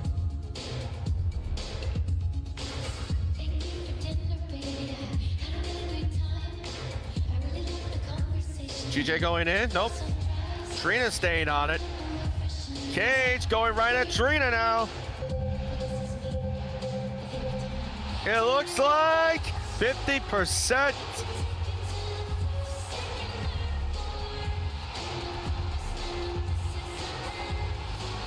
Trina's down.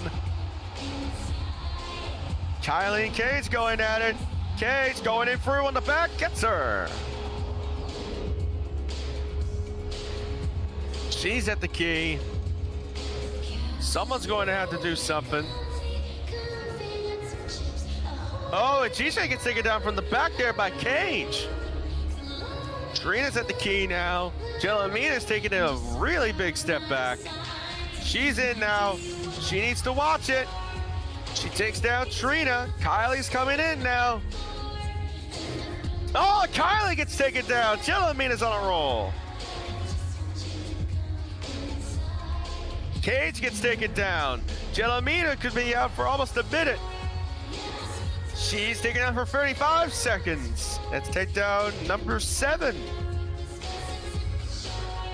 Kylie's up. So is Cage.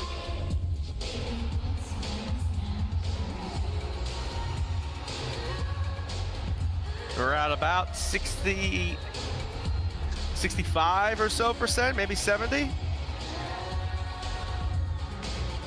Trying not to make a 6-7 joke at this point.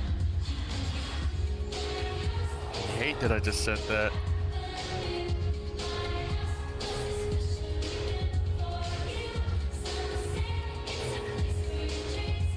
Kylie trying to go in through, trying to get a cheap shot there on Jellamina, who's been really struggling in this one. Oh!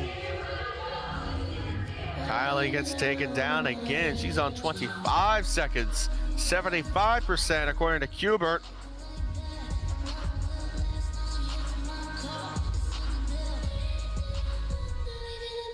Everyone's taken down except Jellamina and GJ. GJ! She's gonna take a step back again. Up. And Jella. Going in through, and she takes Kylie down again. That's a huge W for Jellamina, but that's not the end there, because the key's still up there, looking to get retrieved. GJ going at Trina. Jellamina's going to be taking it right to GJ here. Oh, and look at this, going at Trina again. GJ's on the other ladder here, and Trina going right for the key. Jade is looking to see if she can do a big one here. She's going up, and she's stuck in the ladder. And taken down. Wow. That is unfortunate. Really, really unfortunate. For both of them, I'd say. GJ going up here. And she's going to get chased by Kylie out of there. Oh, Trina! You don't have to get down because you already got it. It's over. Trina gets the key.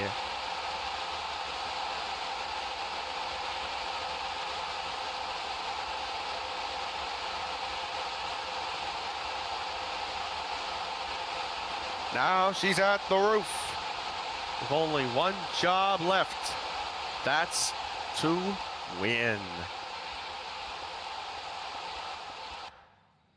And here's Alex. It's time for round one of the men.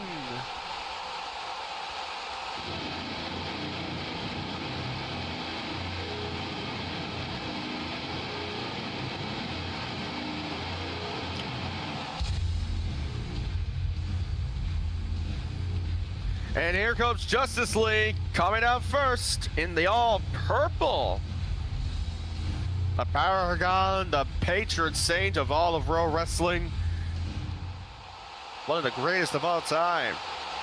Look to see if he can become the #1 contender.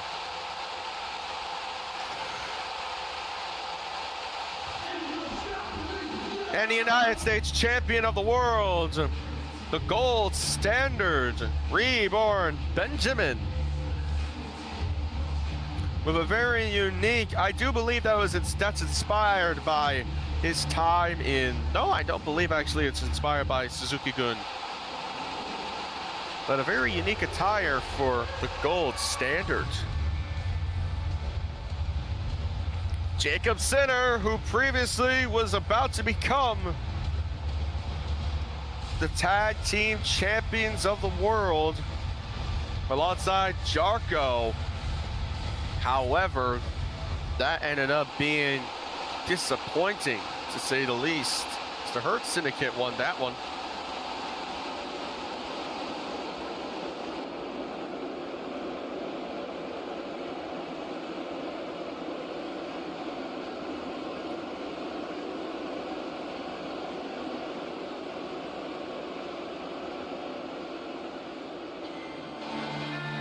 And with sweet victory, here comes Mint.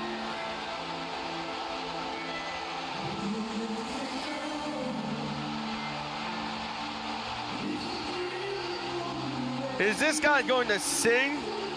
What is it, part of the J6 choir?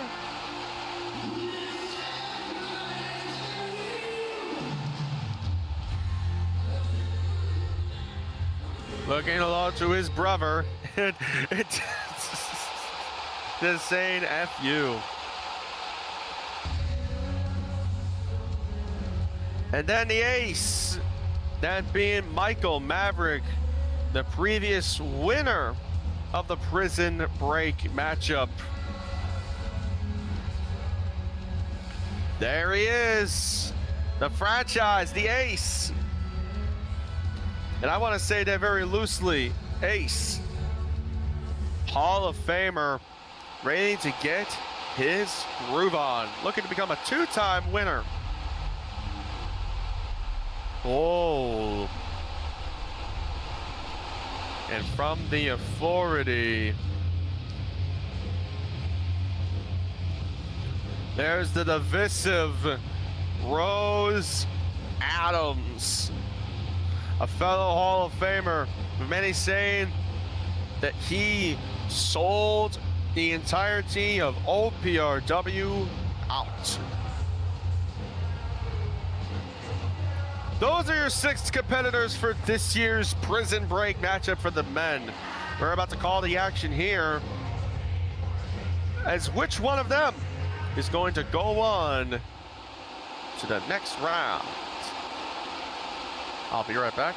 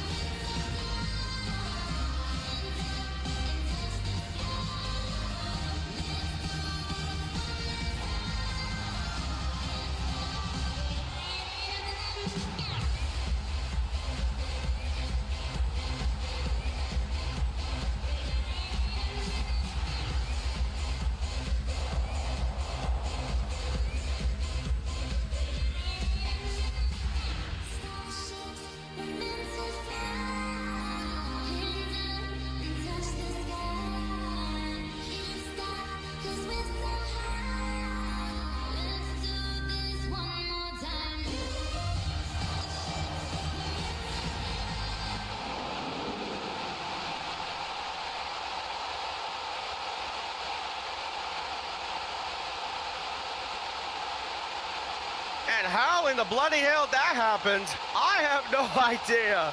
Jelavita, second key.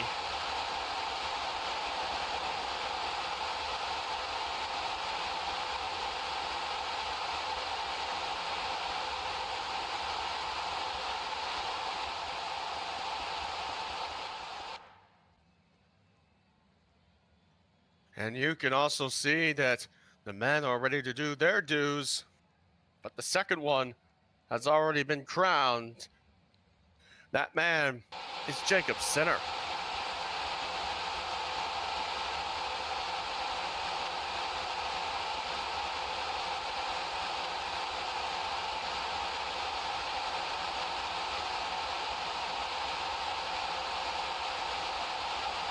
And welcome to part 2 for the men. You can see that there's various missing people that are currently on the loose. If you know anyone by the name of Heath Donna, Dishwaloon, or Mikey Willy Willy, please be in contact with the Frederick County Sheriff's Office, where we are holding prison break here today.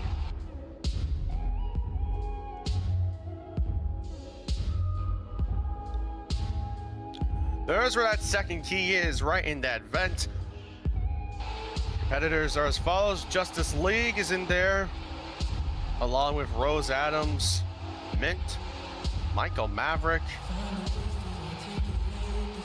and Reborn Benjamin. Free advance, free lose.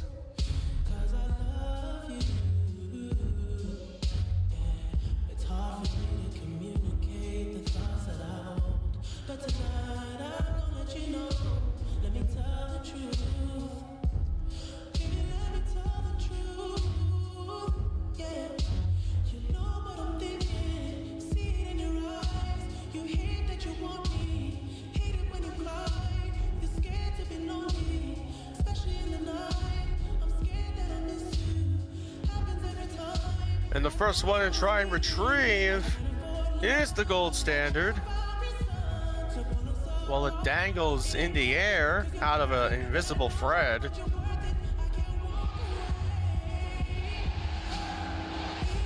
Mitman's in the back.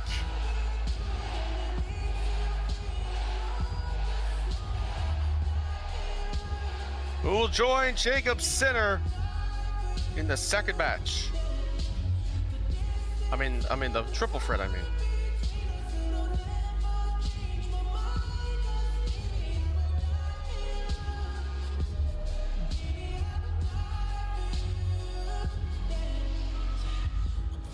And Reborn and Justice are going at it. Reborn's taking a hike.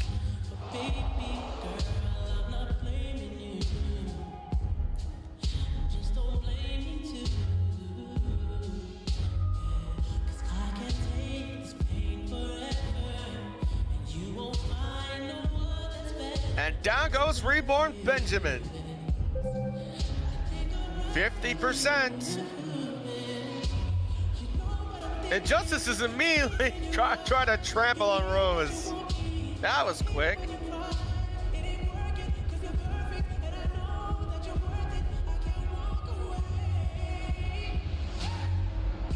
Rose going in, and he gets dropped immediately. Expected.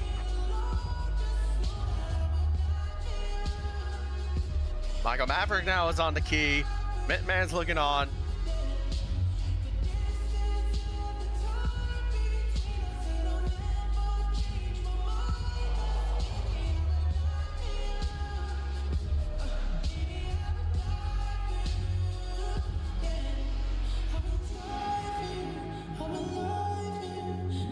%.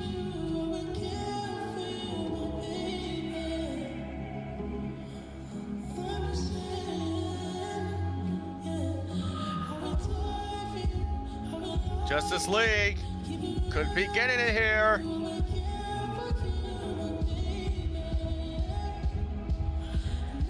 No one's at it now. Matt's going in. He's gonna try and he's in the fence. And his strategy might work, but Benjamin's going in.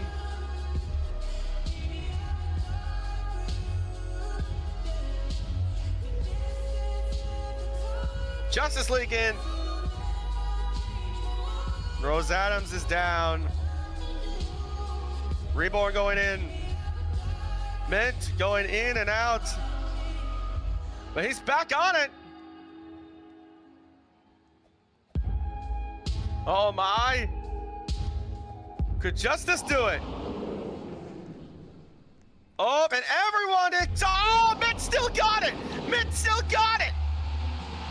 You've got to be kidding me. Mint Man still got it. Mint Man still got it. After he grabbed it by his pinky. This guy grabbed it by his pinky finger.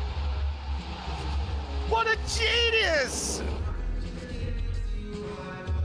Oh, I must be so sorry for Michael Maverick in Justice League. But now we'll move on to round 3. Fatal 4-way inside of the rings. The competitors in the 4-way for the women's side, Jade Michelle, Kylie Valentine, Cage, and GJ Lee. The competitors on the men's side, Michael Maverick, Reborn Benjamin, Justice League, and Rose Adams. We're going back to 2020's Money in the Bank with this one. Except there's no Vince McMahon.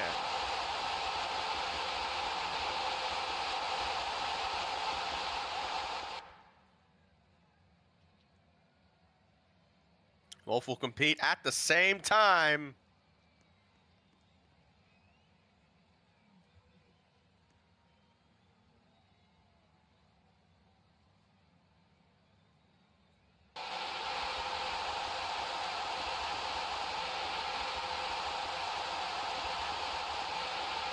Who will join them?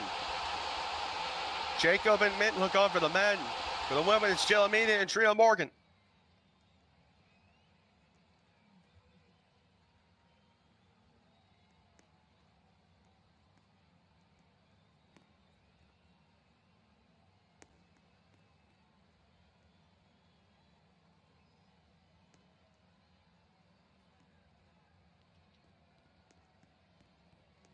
Looks like we're going to have a bit of a delay because of Jade rejoining in the match. We're going to have to wait a long while.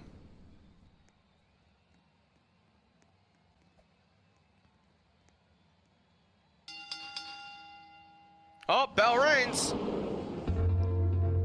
For the men, at least.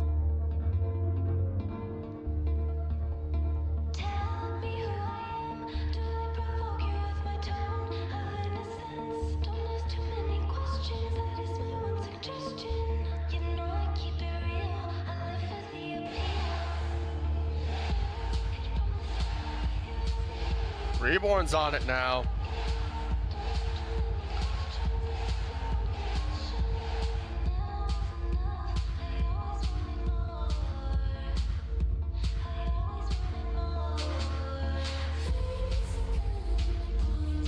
Reborn still on the key. That final crucial key that will be in the hands of either Michael Maverick, Reborn Benjamin, Rose Adams, or Justice League. The other one's in effect 50% for the men. Time called by Sama.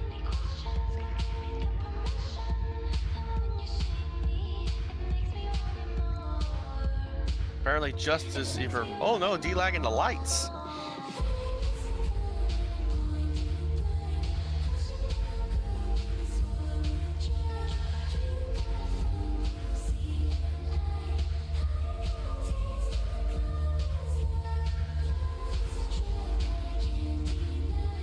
Match will redo itself for the men. Kylie, Jade's still going up and at it. Jade has finally been entered into the match.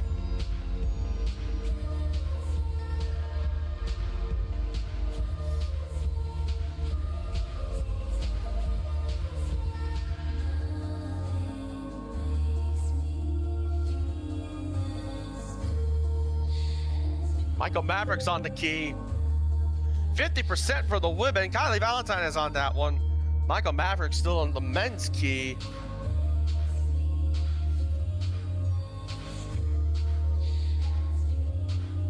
Rose Adams is going to try and stop Michael Maverick from retrieving the key. He's going on the defensive. And Rose got dropped. Could be one step closer to losing this one here. The authority would not be too pleased.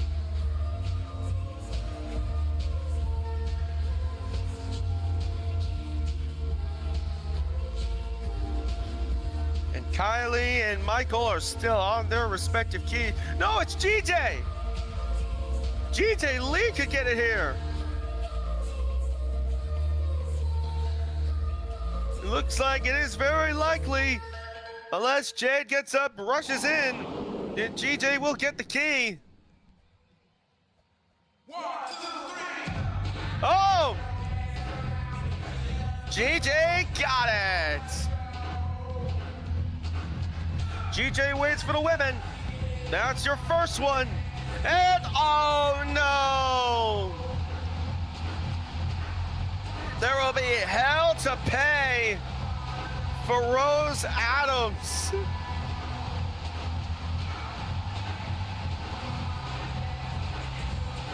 Rose Adams doing it for the authority. Oh, and down goes Justin. Well, now we've got them. The two matches are as follows. The first one will be Jelena, Trina Morgan, and GJ Lee. The second one will be Rose Adams, Jacob Sinner, and Mint Man. What an opportunity for Jacob Sinner.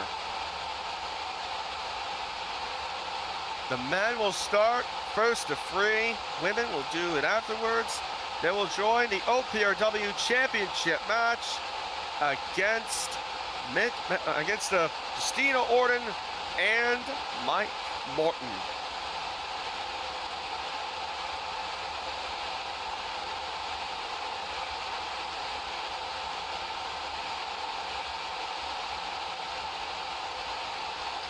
Here we go. McMahon in the full suit of armor.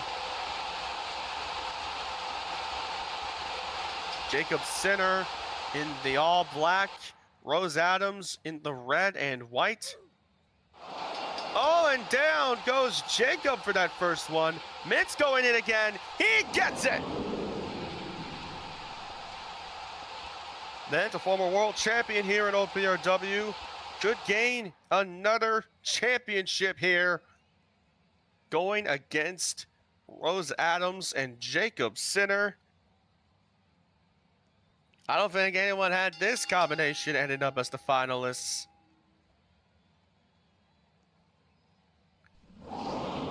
Mint's going on defensive. Jacob going in on the right side. He nearly got caught in. Rose Adams goes down. Rose Adams goes down. Huge miscommunication up onto the ring post. Mint going in on the... Oh! That looks spiky almost, but Jacob Sinner still gets that one. Mint Man and Jacob Sinner will one-on-one each other again. Chance to possibly go 2-1 up.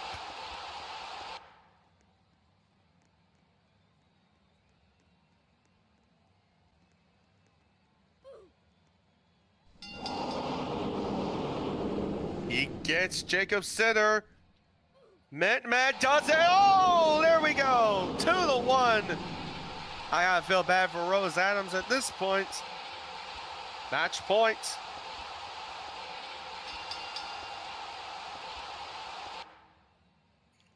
Going for Jacob. He goes for Rose. Oh, and that time, Rose Adams got the upper hand. And a tie there from Jacob and Rose.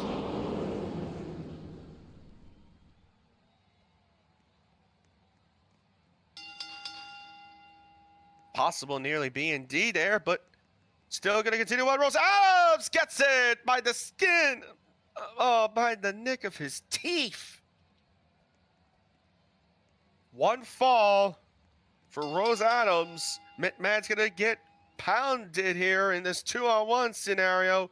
Rose nearly went down there, but Jacob Sinner backs him up.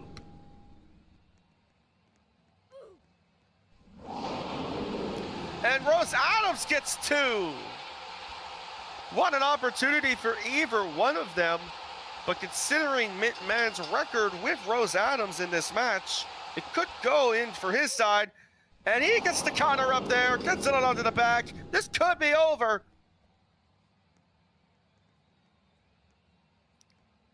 And Mittman. And in this decade, Mittman could do it again. Mittman is going to Winter Bash.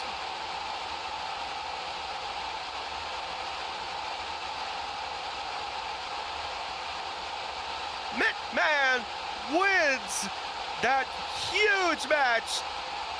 Mike Morton, Justina Orden, say hello to Mitt.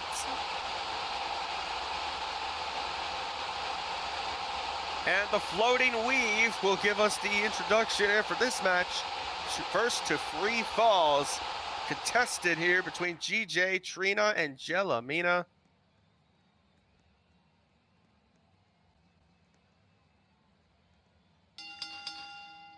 Here we go.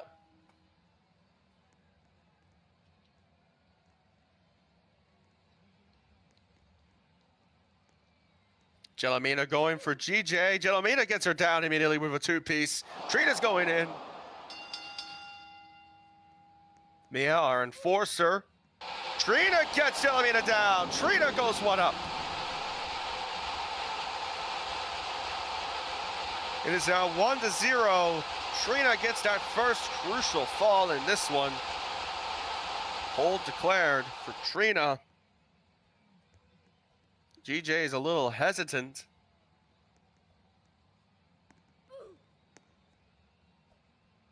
That won't count. What? Excuse me? No. What the? Wow.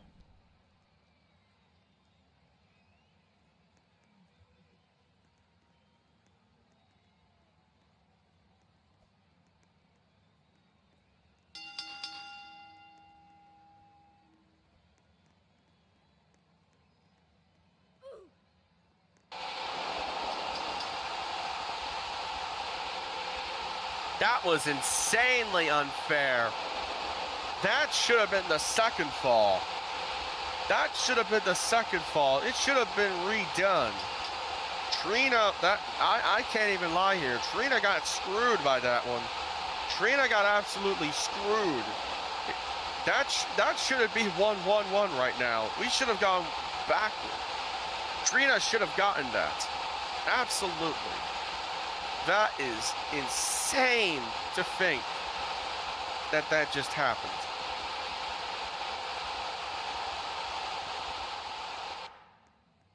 Absolutely insane. A poor job by our officials.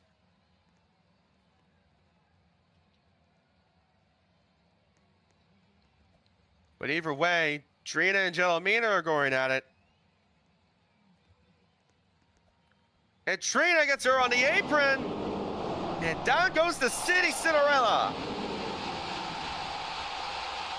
RRW sucks.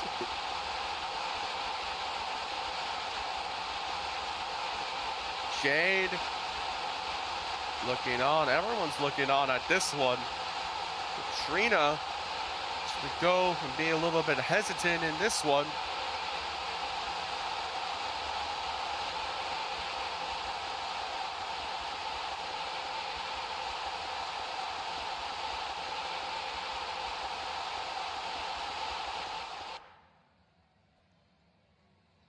Trina's going to be a little bit more than just defensive here. She's running.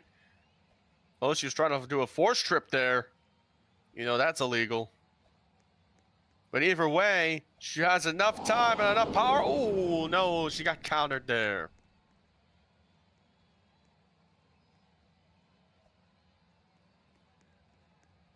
And Trina could be taken down. And she does.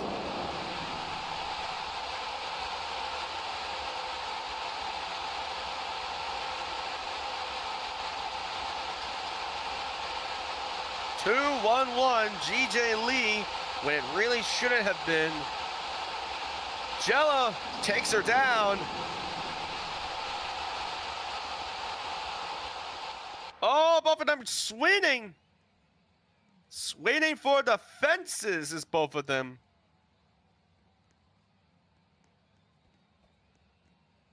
Fair called by Trina. Jellamine is not going to give it. No, she will.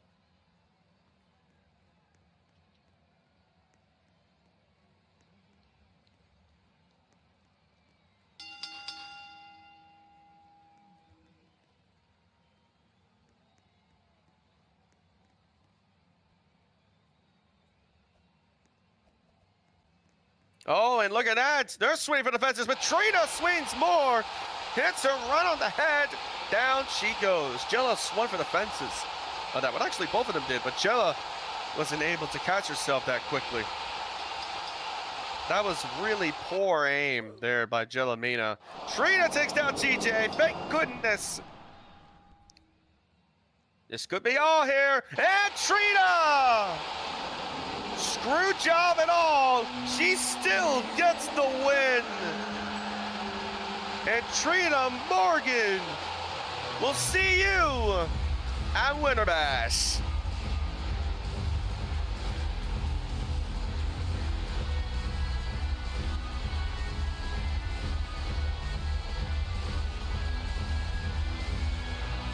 What the hell? Who did that? Oh. Trina Morgan and Mint Man have done it. We'll see them at Winter Bash 21 days away, January 27th, live on pay-per-view. Mint Man will go on to face the OPRW champion Justino Orton and the Reach God, Mike Morton. And meanwhile, Trina will go on to face off against, I do believe, Ash Cargill.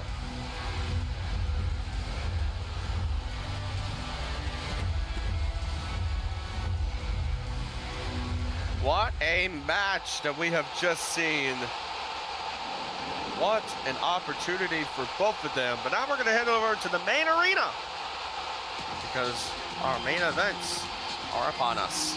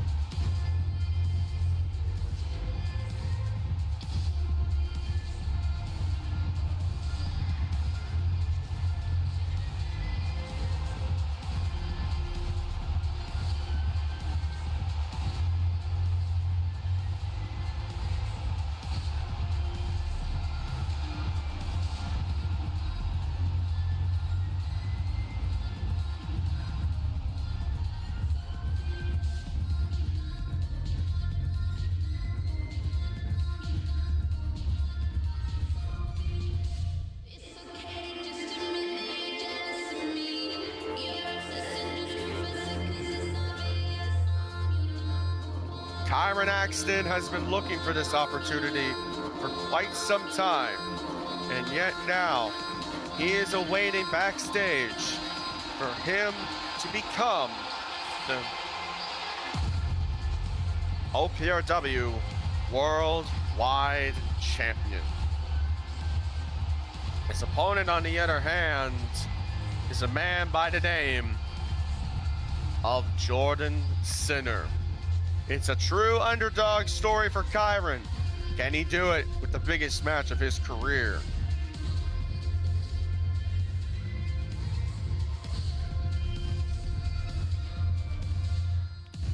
But before we head up over to that match, we've got another one in store, because we have a huge match up and coming for the Women's United States Championship, if I'm not mistaken.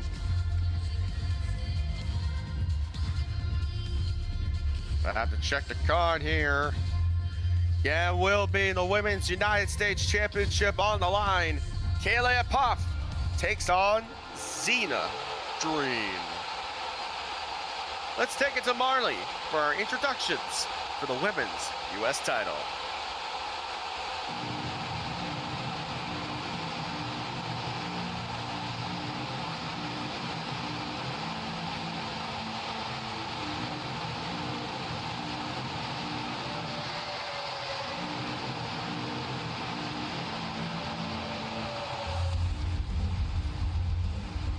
A former tag team champion and a multi-time women's world champion all throughout her entire career. This is one of the biggest matches that she has had in quite some time, and I can't wait to call this one, as Kayla Puff takes on Xena Green for the Women's United States Championship.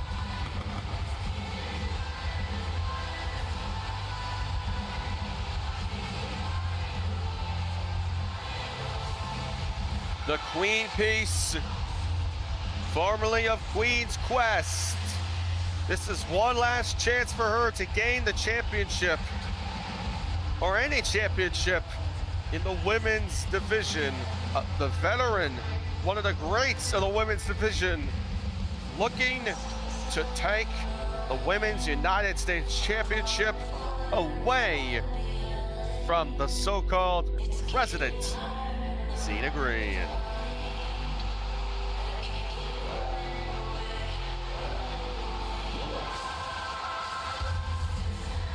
She's been training her ass off for this. And this is an opportunity that she cannot waste.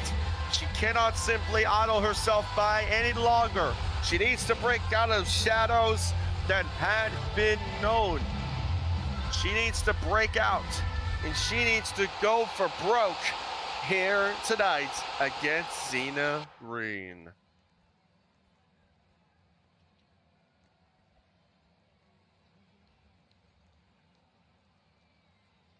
Pledge your allegiance to Xena Green.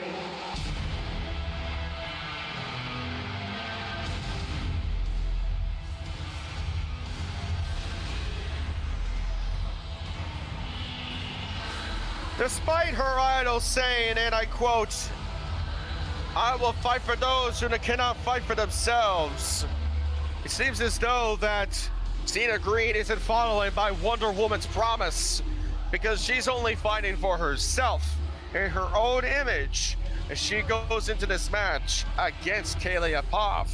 But one question does remain, though, and that question is simple. That question is, can she rely on herself and her own power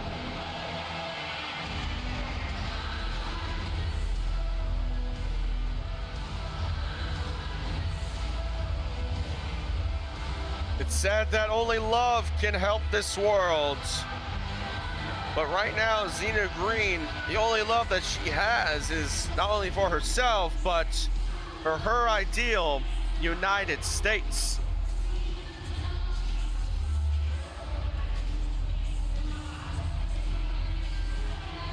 The Hot Mess, the United States champion of the women's division,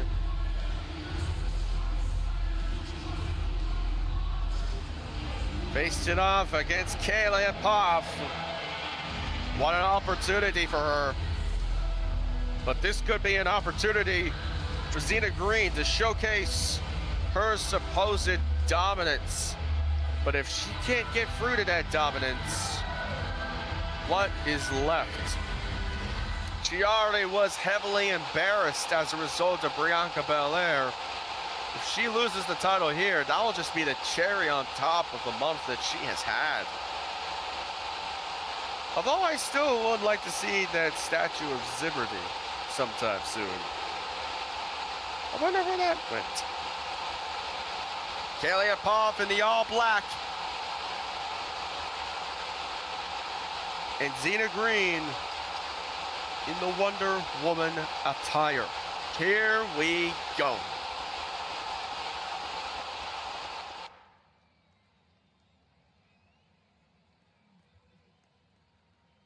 We're gonna take a quick little thing here for both of them to get started here on this one.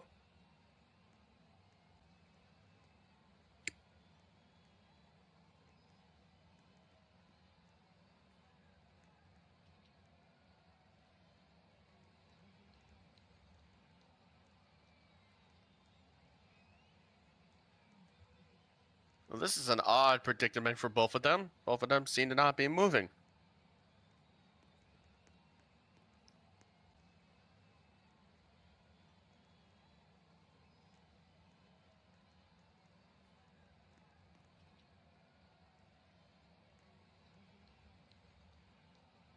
And we're going to take an intermission. Despite 23 MS from Xena, she doesn't seem to have any connectivity problems.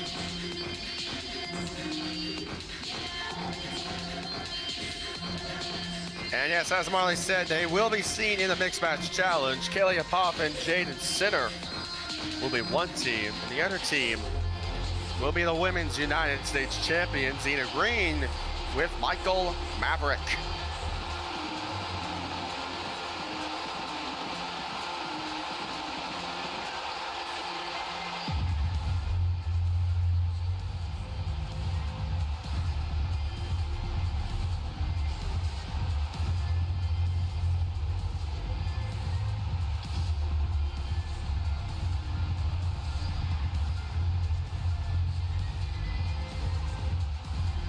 Naomi and Leuso will also be another team that will compete in the Mixed Match Challenge. Main event, Leuso and now the former champion, and the Cataclysm bracket, as it said, will drop tomorrow. First to four falls in this one, Kalia Poff taking on Xena Green. What an opportunity for Kalia Poff. It's all or nothing. She loses this, it may be all over.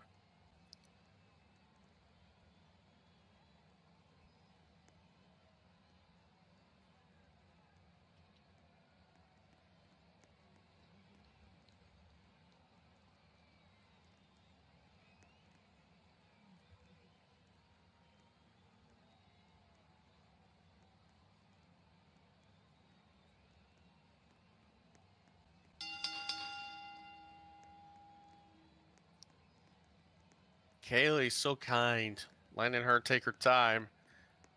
That's why you gotta love Kalia Poff, or any other member of the APOF family. And Kaylee takes Xena down for that first fall. Crucial first one there.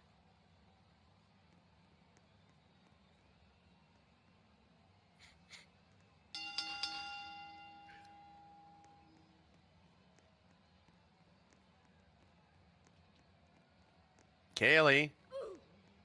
Game brought in there again, taking her down once again.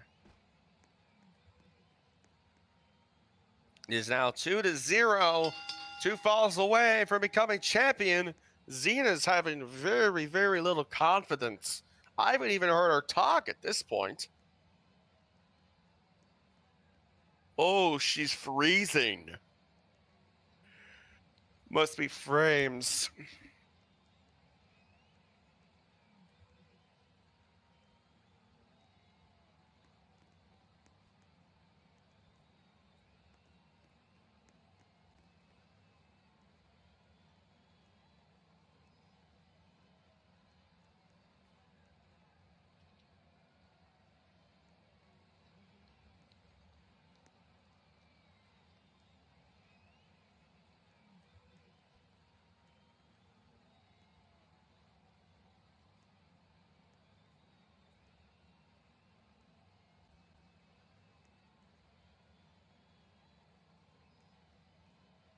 Just waiting on Xena here. Possibly another intermission incoming, but you never know. And it won't be. Bell has run. Kaylee taking her time. Another hold.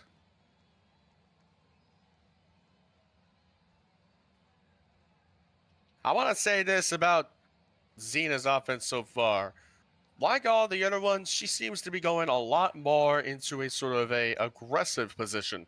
She needs to rely on getting hit on hit.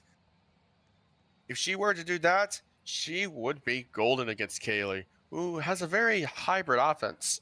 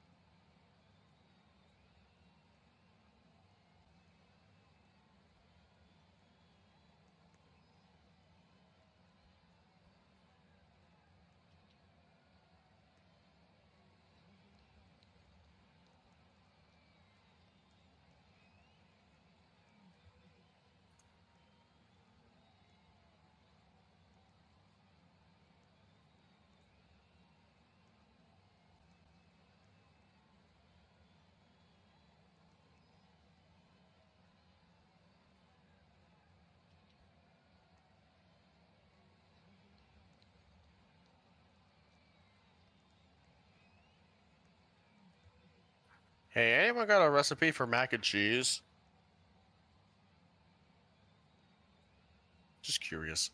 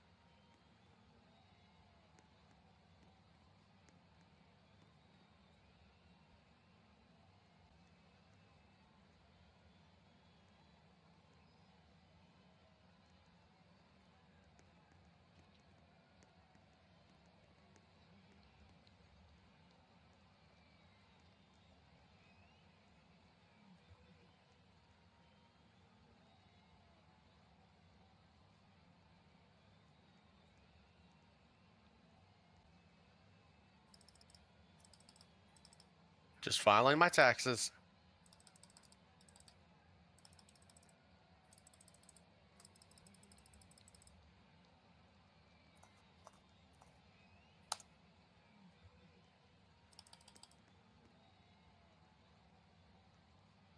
God damn it, I'm wanted by the IRS. God damn it. Oh, I hate doing this.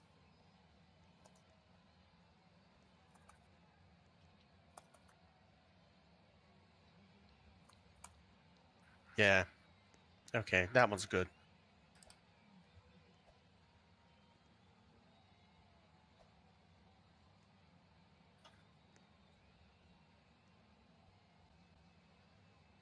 That looks good.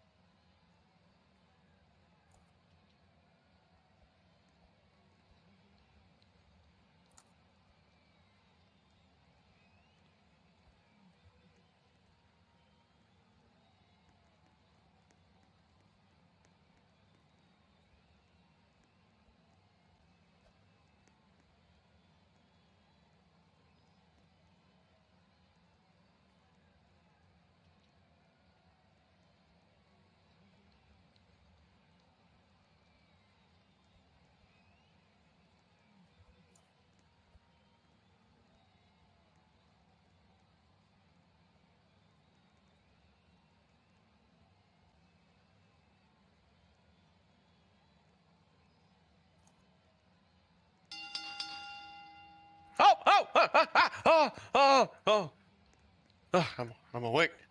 Oh, oh, Jesus. Oh.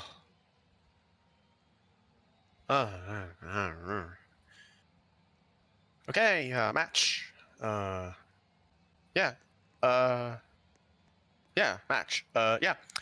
So Kaylee Ipov over 2-1 here against Zena Green. She takes her down again. It is now 3-0.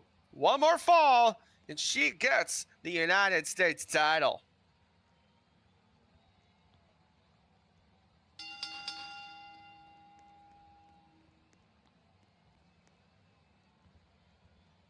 It is match point, Kaylee Ipov.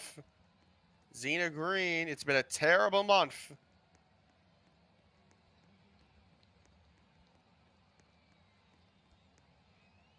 Oh, she's holding again.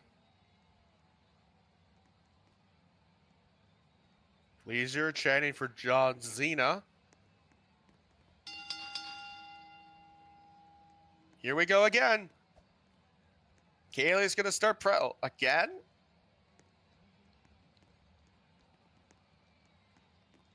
Even Kaylee feels bad, but either way, despite the circumstances, it looks to be all done here. Kaylee going in. And there's a spike.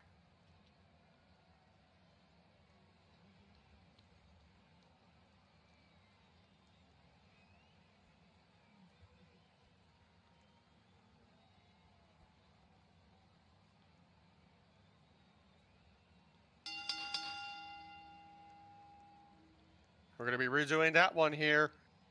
Match point still for Kaylee Ipov. Going in on her. Oh, this might be huge.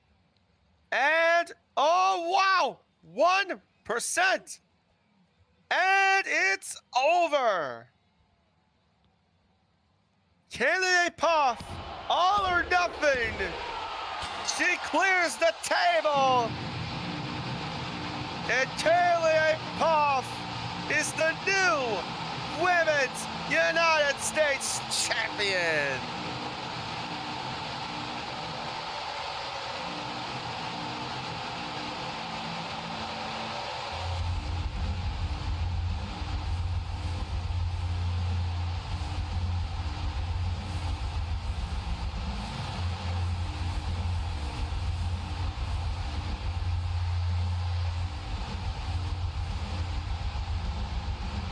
What a win here tonight.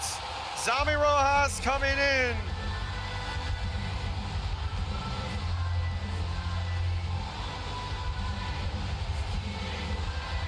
Congratulations, 110% to Kaylee Ipov for winning the OPRW Women's United States Championship. Well, coming up next is our main event for our singles matches. And of course, being the Worldwide Championship on the line. Who will face C. Lesnar at Winter Bash? Will it be Jordan Center, the champion, or the challenger, Kyron Axton?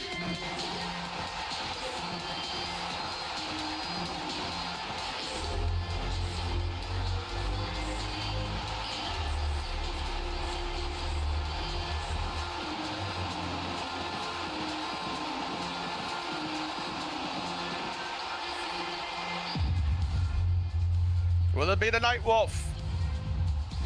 Or will it be the original Sinner?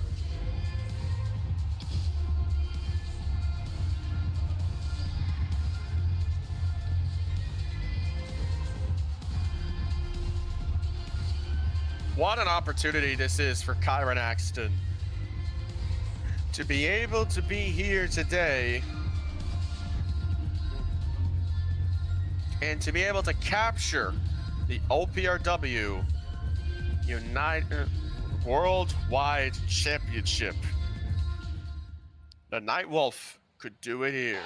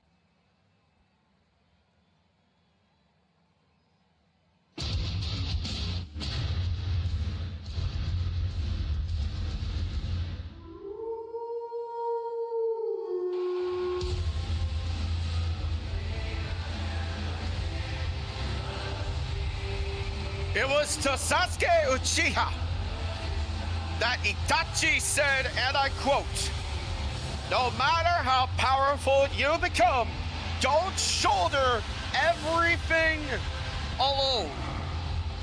The guidance that he has been brought through over the years can only mean one thing: that the moods will collide for the one who possesses their spirit. That man is Kyron Axton.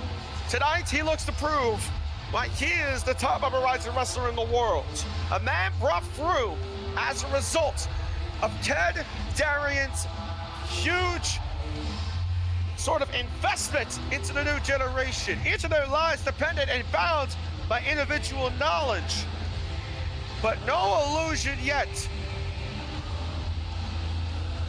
If you wish to kill him, hate him, detest him, and yet survive in an unsightly way, run and cling to life. That is the philosophy of Kyron Axton tonight.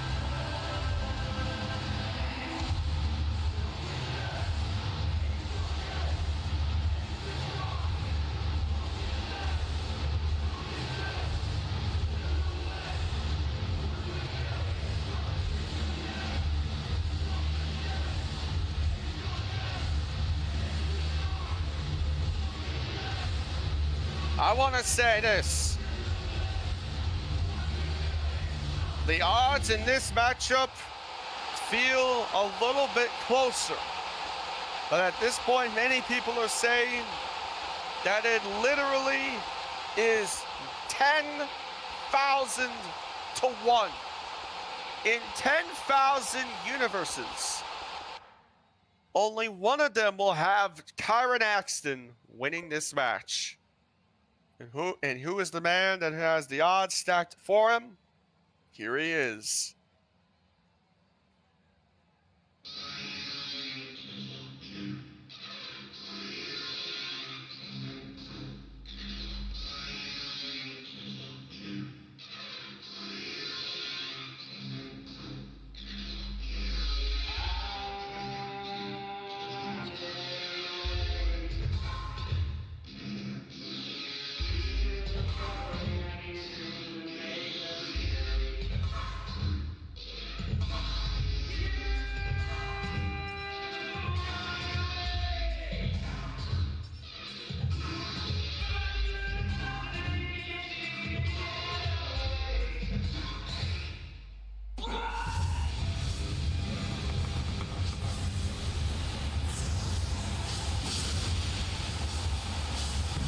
His name is Jordan Sinner.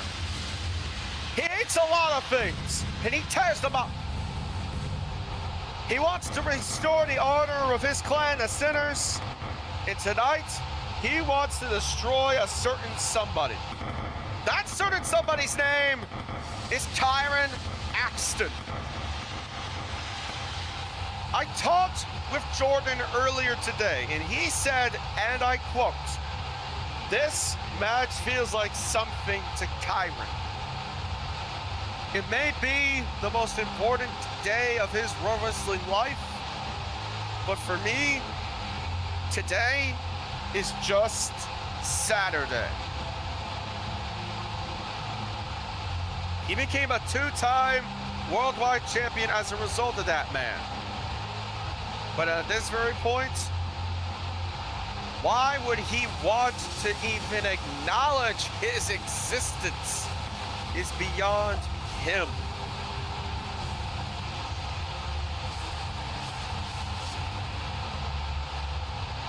Jordan thinks that his own life is the most precious thing that there can be. But at this point, who could blame him for anything else?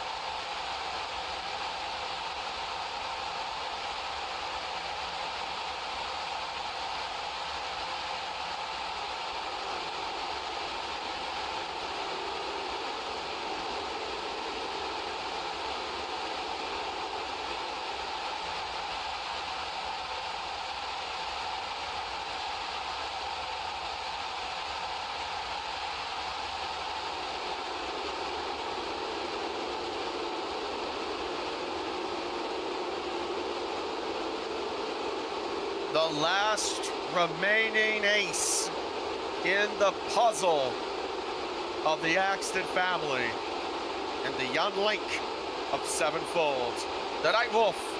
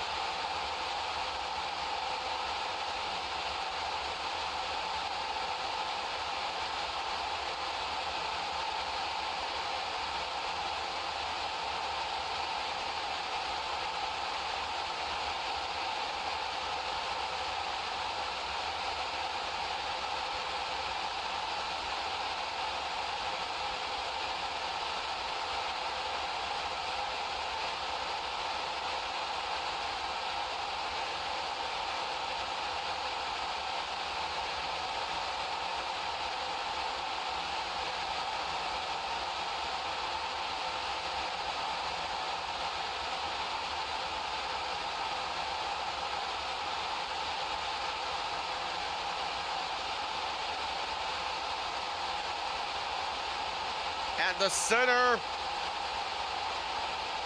and the great devourer of soul and life. That man is Jordan Sinner. Worldwide Championship is up for grabs. The odds are intensely stacked against Kyron. Can he do it? Can he prove once and for all that he is the man to beat? First to 7 falls. Little can be done in this one.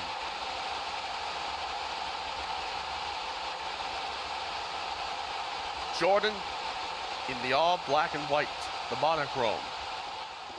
And in the attire of Itachi, it's Kyron Axton. First to 7 falls here tonight, our main event, Sevenfold versus the Sinners, the finale. Here we go. Jordan Sinner provoking a huge defensive there as Kyron tries to go in here for a rush. Jordan getting caught there, but he counters up back. And that, my friends, is just the start. Jordan back into the corner here as we get into the second fall. Jordan going right in through. Kyron trying to go in onto the side there, but a huge counter there once again there by Jordan. Jordan getting 2 up. Kyron going into the middle here. He's a little bit desperate here. He's going to try and be a little bit more aggressive, but you cannot underestimate the kind of counter aggression that he has. This counter offense from Jordan Sinner is what made him undoubtedly one of the top wrestlers in the history of this very sport. So it's very hard for us to come into the conclusion that anything like this would be met with just a simple mistake. There's a third fall right there on Jordan, getting through on that huge one tap.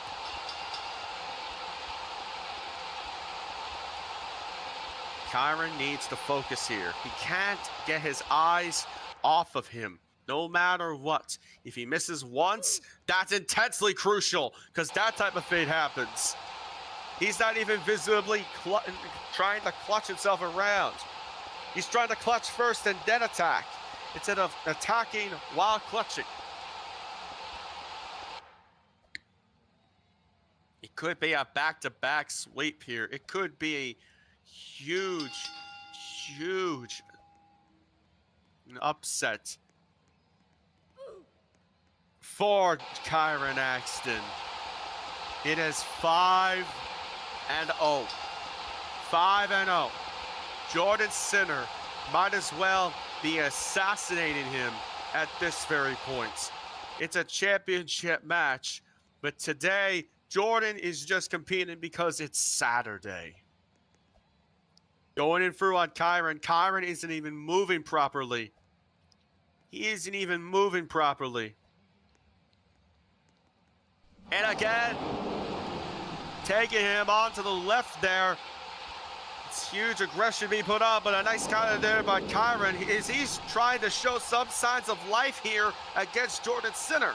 Sinner's going to go ahead and just play with him at this very point. Going down and again.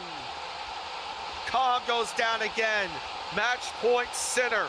This could be the sweep of a lifetime and an incredible disappointment for Kyron Axton. And it is. Ladies and gentlemen, this match should have never happened.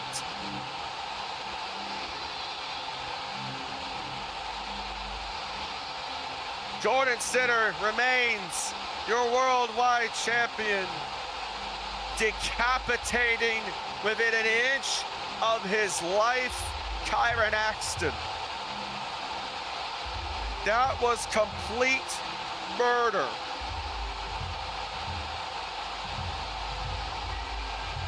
He died, my friends, like fate would have him.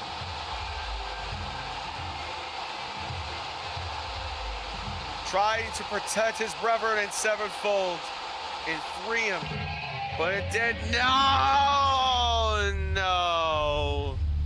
Oh, no. Why now? But there is the beast nonetheless. The beast incarnate against the sinner. That happens in 21 days. At the last stop of 2025, Winter Bash.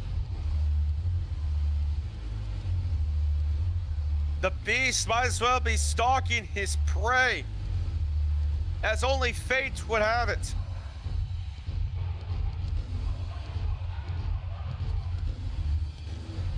The beast.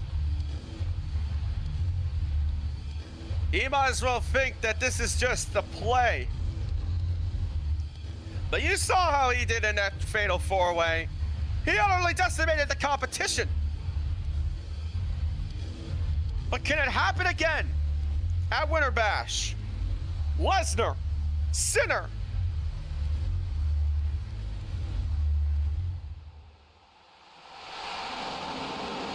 And Lesnar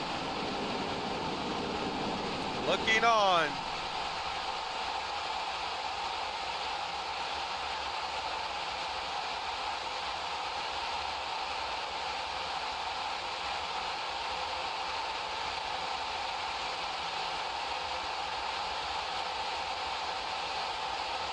This is intense. What a oh no! Oh no! Oh no! F5! Good Lord, an F5! And a beast has been unleashed! Could we be seeing a new worldwide champion? And could that be the scene? He wants to become a Grand Slam winner. Zayn Ethan is dead. City Lesnar is in, alive and well, ready to kill, conquer, and destroy. Eat, sleep, conquer, repeat.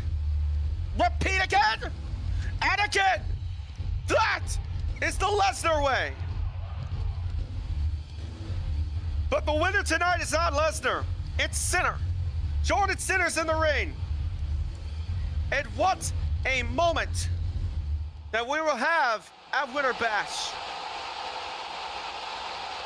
OPRW Judgment Day has come to an end. Jordan Sinner has become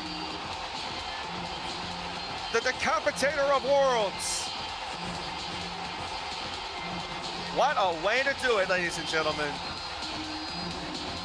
For all of us here at OPRW, we say good night, and we'll see you at Winter Bash.